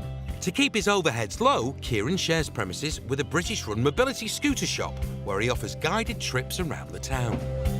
I was looking for something new. I just thought that we needed something more for like the younger generation kind of thing. When we get them out on the Segways, away we go, with a bit of fun in the sun. It's 25 to 30 euros, depending on if they want an hour and a half or 2 hours. Segways work using sensors that detect weight transfer, and it's all about learning to lean. Key to being on a Segway is actually just to relax. The more that you relax, the more fluent movements on the machine. You're just putting the pressure on your toes, you go forward. Two-wheeled transporters are expensive investments. They're not cheap. They can range from 1,500 per machine to upwards of 5,000. So Kieran has a daily target to meet. To make it worth it, really, I would say 250 to 275 to keep ourselves in the clear. And there's a booking already this morning, which will bring in a decent wedge. There's 4 of them coming, so 120 for 11 o'clock in the morning. It's going well so far. I think you might have spoken too soon, Kieran. 4 people have shown up, but there's a problem. I've just found out that the tour that we had for a 4 at 11 has turned into 2 different tours at 11 for 2 different areas. I don't know what's going on. I'm going to get a few phone calls out, and then we're going to see what's the score with this. If Kieran can't find another instructor soon, he risks losing half his takings and gaining some bad PR. Sorry, guys. But it's not just 2 wheels that are popular today. There's a rather large and very strange gathering of the 4-wheel kind up the road. This gang of motley motors is the brainchild of Steve Turner from West Yorkshire. What we're witnessing here today is the Benidorm Bus Rally. We've got 130 cars that have all come from the UK, raising money for lots of different charities. It's a driving event in old cars that you've maybe picked up for £100, and sometimes they don't make it. It's just basically a fun driving event taking us 4 days down to Benidorm. Some of the teams have brought much-needed items for Wayne and Desi's kids' charity. So, Benidorm's fundraising kings have headed over to pick them up and to judge the best car competition. It's just great because it brings everyone together, but they're raising money for so many different charities, you know. And it's amazing what we get off these car rallies, isn't it? They really do rally round and help us. How much have you raised? Over £3,000. Wow. There's still money coming in. And most of these fabulous cars end up on the scrap heap. They scrap them for a couple of quid to raise more money for charity. So, and fly home on a fag run. So, A very special competitor has just rocked up. Her Majesty Queen Elizabeth has arrived in Benidorm! We're doing it for the Candlelighters charity. It's a children's cancer charity in Leeds, and we're trying to raise as much as we can to help them out. Not as easy as it looks, is it, eh, dressing as a woman? So what's the theme? Is it Priscilla, is it? Scooby-Doo. Oh, right. Scooby-Doo. I'm Velma. This is Shaggy. There's Daphne, and Fred's behind us, and Scooby-Doo's in the room. Any excuse for men to wear women's clothes, you know. What's it all in aid of, then? A charity called For Louis. It provides memory boxes for parents who have lost babies. Oh, that's sweet, isn't it? So how much have you raised? I reckon it's going to be over 3,500. Wow, that's amazing, isn't it? Hey, lads, what's this, Mutt's Nuts? It's the Mutt's Nuts. Well, it certainly looks it, doesn't it? Wherever we go, we have to leave a mark. OK, so we made a decision. Yes. I mean, there's a lot of good cars, isn't there? But, you know, I think it's going to be for Lewis, Scooby-Doo. Well, guys, guess what? You've won! Hey, best car! There you go. Now, don't be drinking and driving, but it's very good on fish and chips. No expense spared. Bargain Brits we are. Organiser Steve is happy. This year's been an absolute perfect success. We did about 120,000 last year. I think we're going to smash that. Well, that calls for a celebration.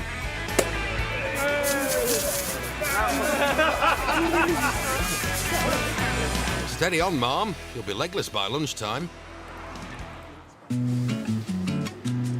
Michael Harvey has just opened a bar. His business plan depends on pulling in the stags and hens to buy his fancy drinks packages. But there's nothing fancy about running a bar solo. We're going to a place called Plastico Benidorm. This is where we buy our plastic cups, that type of thing, really. I really like it up there. I'm a bit of a geek, you see. Luckily for me, I was pushed to live my dream. And now I get to come to the cash and carry every day and buy plastic cups. I don't know if that's one person's dream or just mine. It's just yours, mate. But as a first-time bar owner, setting up has been more of a nightmare. Yeah, the opening of the bar has been more expensive than I planned out. It's just the hidden costs that are here, there and everywhere, and the things that you don't expect to just pop out the woodwork. Like the bar's most important piece of kit breaking out of the blue. So this is our limiter. This is connected to our music systems in all bars. It's also connected to the police, so they limit the amount of decibels that you can use in a bar. No music means no customers, so it needs to be fixable. So it would seem our old limiter is broke, so it now means that we've got 2 days in the bar without music, and I'm now out of pocket another €1,600. Not ideal, but has to be done. When it rains, it pours, eh? €1,600 is almost a week's takings lost. Michael needs help. So he set up a meeting with expat Brian, who runs a local stag and hen company, to get some bodies into the bar for Benidorm's busiest month. In a town as big as Benidorm with 2,000 bars, it is one of the hardest things for somebody to try and start up and make a go of it. Hello, Brian. Oh, Mike, how you doing, mate? Very well, mate. OK then, Mike. Basically, we're just about to hit June. This is going to be make or break. It's going to be the busiest month for you and for us. We've probably got about 600 people arriving this weekend. We're going to try and get as many stags in your bar as we can. We're going to put one of these in every single welcome pack. Fantastic. So basically, it's going to be the busiest time ever, and you should make some serious good money. Brilliant. All right, Fantastic, thanks a lot, Mike. Brian. Cheers for coming Always in. a pleasure, mate, yeah. We'll catch See you up soon, yeah. First mission is to get a full house for the big England game in a few days, or it could mean the final whistle blown on Michael's dream. Coming up, Des suffers for charity. Not actually as bad as I thought. And has Michael backed the wrong team for his big match payday? One of the big groups that was supposed to be coming down have actually messaged me saying they're very, very hungover, and they will be watching it in their hotel room. There are lots of campsites dotted around Benidorm, many filled with retired British expats with time on their hands. And it's fair to say one or two of them like the odd bevy. I do like a party, yes, and I do like a drink. You're sitting just having a drink, and next thing your neighbour or somebody else would come on round to my place, we're having a drink. We wouldn't drink like we're drinking here at all, back home. No.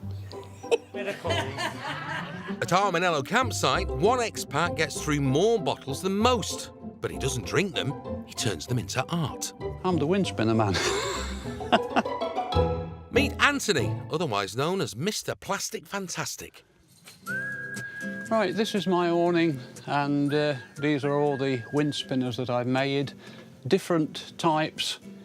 As you can see here, I have the blue bottle with the dolphins. I thought blue, the sea.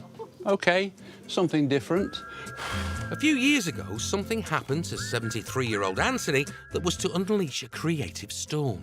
One morning, I happened to notice something glinting in a tree, and it was a plastic bottle, spinning. A lady came out of the caravan, "Can I help you?" And she was a Dutch lady. And she explained that back in Holland, they put designs on the bottle, then they cut the bottle and make it so that it will spin in the wind. And had a go, and About 10 or a dozen plastic bottles later, I managed to get one that worked. The wind spinner man had arrived. These are a couple of my spinners, and the wind causes them to spin. Anthony blew into Armanello 9 years ago, and he's had the wind in his sails ever since. Coming to Benidorm has been a life-changing experience. I can honestly say, in my whole life, I don't think I can remember being within such a nice community. It is such a different life. And quite frankly, to me, Benidorm is ace. I then bend it out, and there is the butterfly in its prime position. As I start to colour the inside, the whole colour of the wing begins to deepen. The only cost to Anthony is the ink in his refillable markers. 20, 25 euros will probably last me 5-6 months, and then I have to replenish them again. I'm certainly doing my bit towards waste recycling because I turn the bottle into an artefact that is pleasing. Pleasing and popular. Anthony's wind spinners have gone global.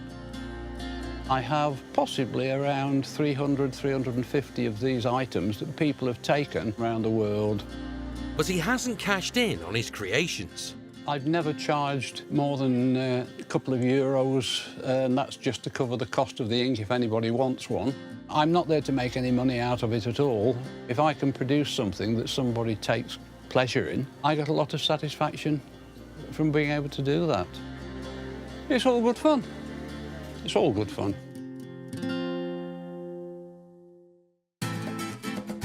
Over at the tattoo shop, there's a bit of a buzz about the place. Des is getting a bee tattoo in readiness for the Busy Bees Naked Charity calendar shoot. Righto, young sir, if you'd like to come over here, please, just for a moment, and we'll stick your bee on. Where's it going? That's it. Breathe in. What do you think? So we'll do it flying towards the gentleman's area. Des's husband, Wayne, has approved the tattoo, but Des is adding an inscription. Wait till he comes back and sees "Be happy" because he didn't know about that part. Here we go. This is where I scream. Not actually as bad as I thought. Ah! All right, mate, go and have a look. We're done. Yes. Well, I love it. I think Wayne's gonna like it. I'll just like that if you like it. Right on cue, Wayne rocks up. Let's have a look. I've not seen it yet. Take your hand off it then. Hand's not on it. Now be happy. Hell, I'm dead happy with that. It's camp and lovely. Tattoo done, it's time for the first picture for the charity calendar. The props are ready. Karen's got her costume sorted. The blokes get their kit off. Smile. And it's a wrap. It's brilliant, it's brilliant. Once it's bigger, it'll look better, won't it? Well, sorry about that. What can I say? That was just something, it's for the kids, isn't it? Although I expect the kids would be probably a bit freaked out if they saw it, but well done, Wayne and Des, for arranging it all. And yeah, that certainly made me feel liberated, shall we say. Yes. With several more calendar shots to do, it's going to be a busy day for Wayne and Des. 1 down, 11 to go. Your turn next. I'm not shy. I'm not a big Mary Ellen like you. I'd be like, come and get me. Across town, teenage Segway entrepreneur Kieran has a problem. He's got 2 tours booked in, but only 1 guide, himself. Other people booking it in. No communication in the workplace. But just in the nick of time, the hands-free cavalry arrives. It's been quite a manic morning, to be honest with you. Hello, everybody. Hello, my friends. You okay?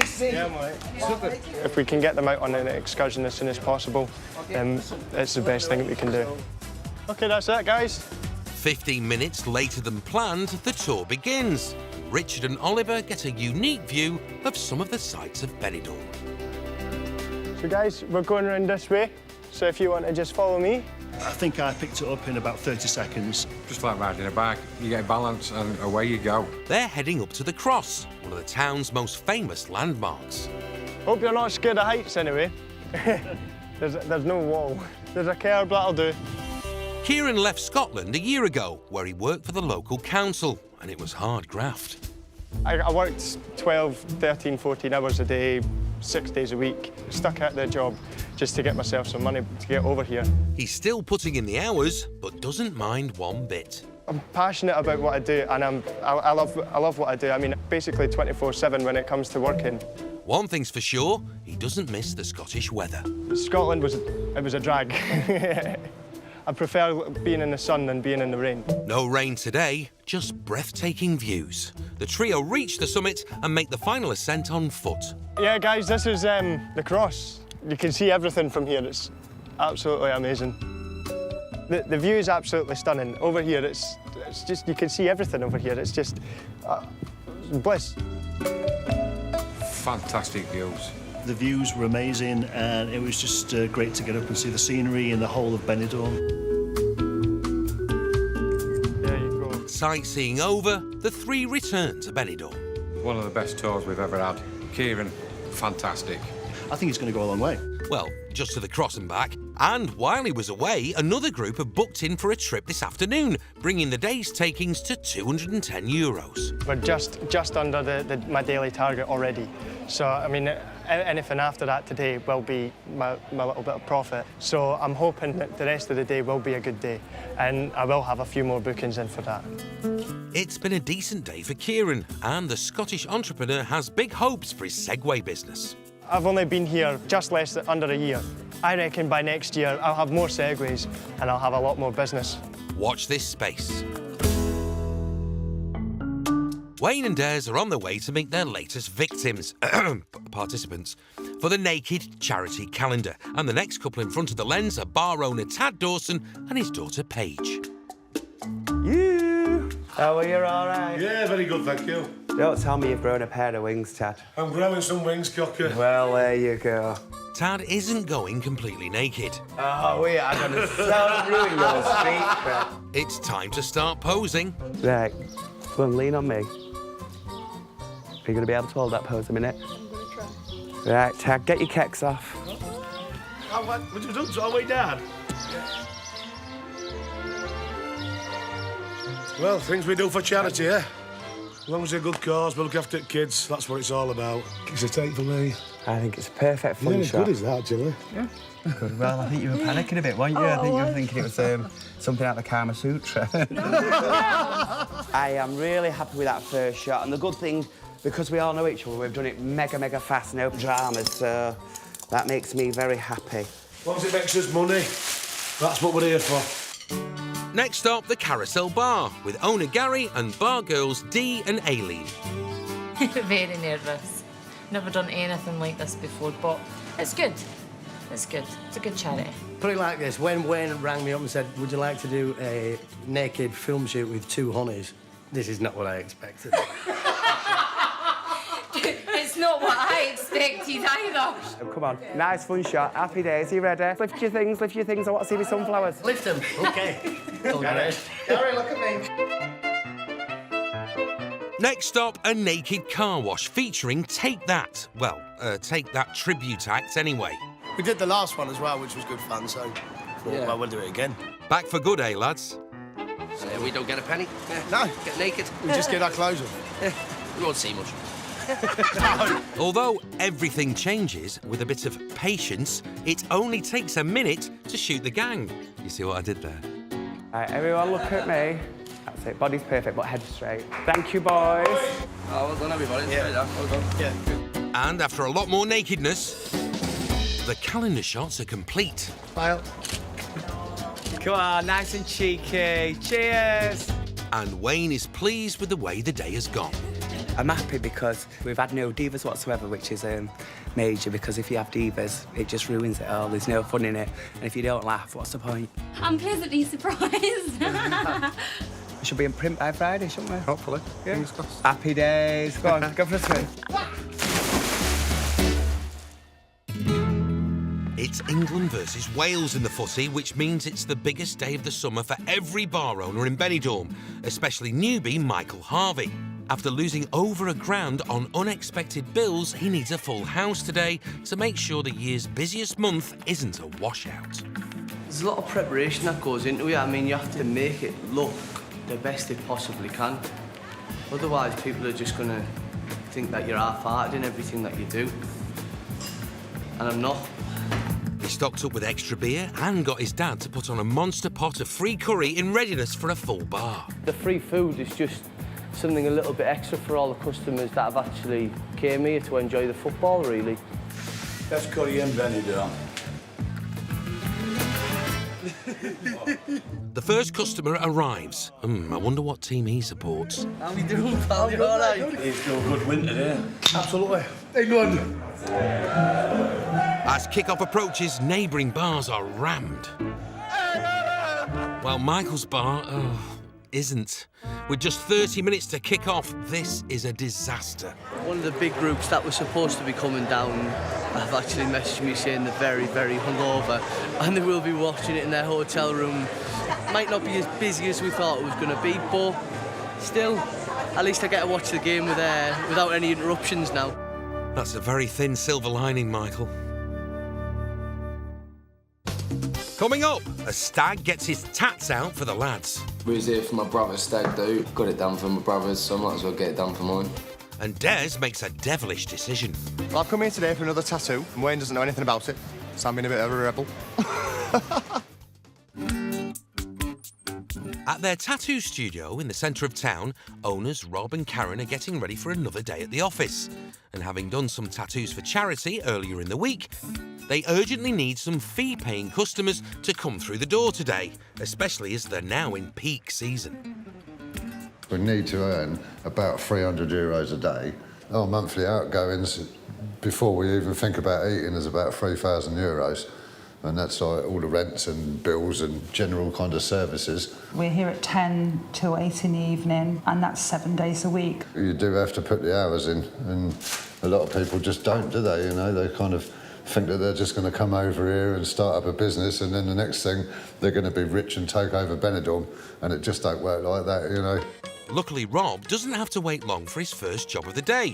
Just arrived are best buddies Peter, who's lived in Benidorm for 5 years, and Jose, who lives in Holland.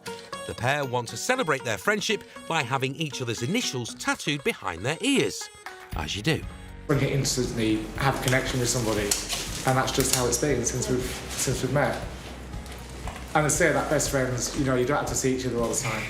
And it's very, very true, because we only get to see each other once a year, so it's great. Righto. Are you ready? I'm ready.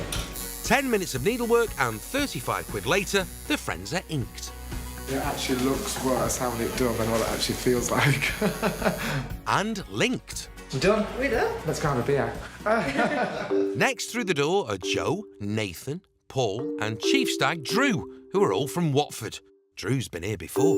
So, what are we doing this time? Same thing as last time, the dorm, but I want 16 now instead of 13. Intriguing. Wonder what that can be. You know the drill. Yes. Head down, arse up. Charming. Last time we was here for my brother's stag do. Got it done for my brother's, so I might as well get it done for mine. That's the 13 one, and this is the 16 one. Foot to the side. Hey, look at that. It hurts as well on your bum. Rob gets to work, and he has an appreciative audience. Looks good. And voila, perfect symmetry. What's the damage? I don't know, $30. How's that sound? There's no shortage of people coming for all sorts of weird and wonderful things on their bum cheeks, and the world's full of weird and wonderful people, and they all seem to find their way in here. And that's not the end of Rob's buttock branding for the day. Another customer is coming back for more. It's Des. Well, I've come here today for another tattoo. Wayne doesn't know anything about it, so I'm being a bit of a rebel. I'm going to have the bee logo. This is the Busy Bees logo. I'm going to have just the bees, nothing else. It's just really nice and fun. I think you'll love it, but you'll see. You do know, sir, this is going to make your buttock quiver. It's really. And reveal the buttock.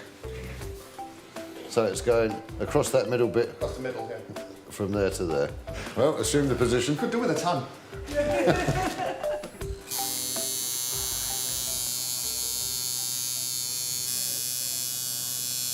Maybe I should have had some vodkas before I came. Is it looking good? It looks absolutely superb, sir. Oh, wow, that's amazing. Right, I better go and show Wayne. All right, well, good luck, mate. Will there be a sting in the tail for Des? In Benidorm, Michael's bar is still empty with 20 minutes to the big game's kick-off. If people don't turn up soon, he'll have lost them for the day. With it being early doors kick-off, it's been a bit of a slow start, to be honest, but nothing's going to get me down. I'm not going to let anything get me down, don't worry about that. And his never-say-die optimism has paid off as the local stag and hen company he works with comes up trumps and drops a big group off at the bar, back of the net. There you are, boys. When you need the next one, just give us a shout. Putting a crate on the table, that's exactly what you want, as long as they're cold. And nobody's got to go out the bar, queue up, we've got the football to watch. Who wants to be distracted?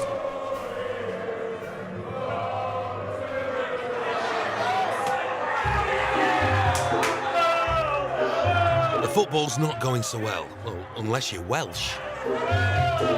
But the bar is doing just fine, and Michael's girlfriend Bobby is very proud. You've seen it, it's going crazy in there. Brilliant turnout, I think it'll probably last all day as well, and last all night. What more could you want?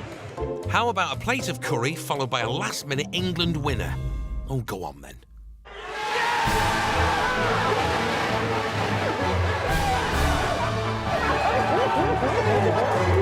It's been a tough first few months for Michael, but after the successful England game, things are starting to look up.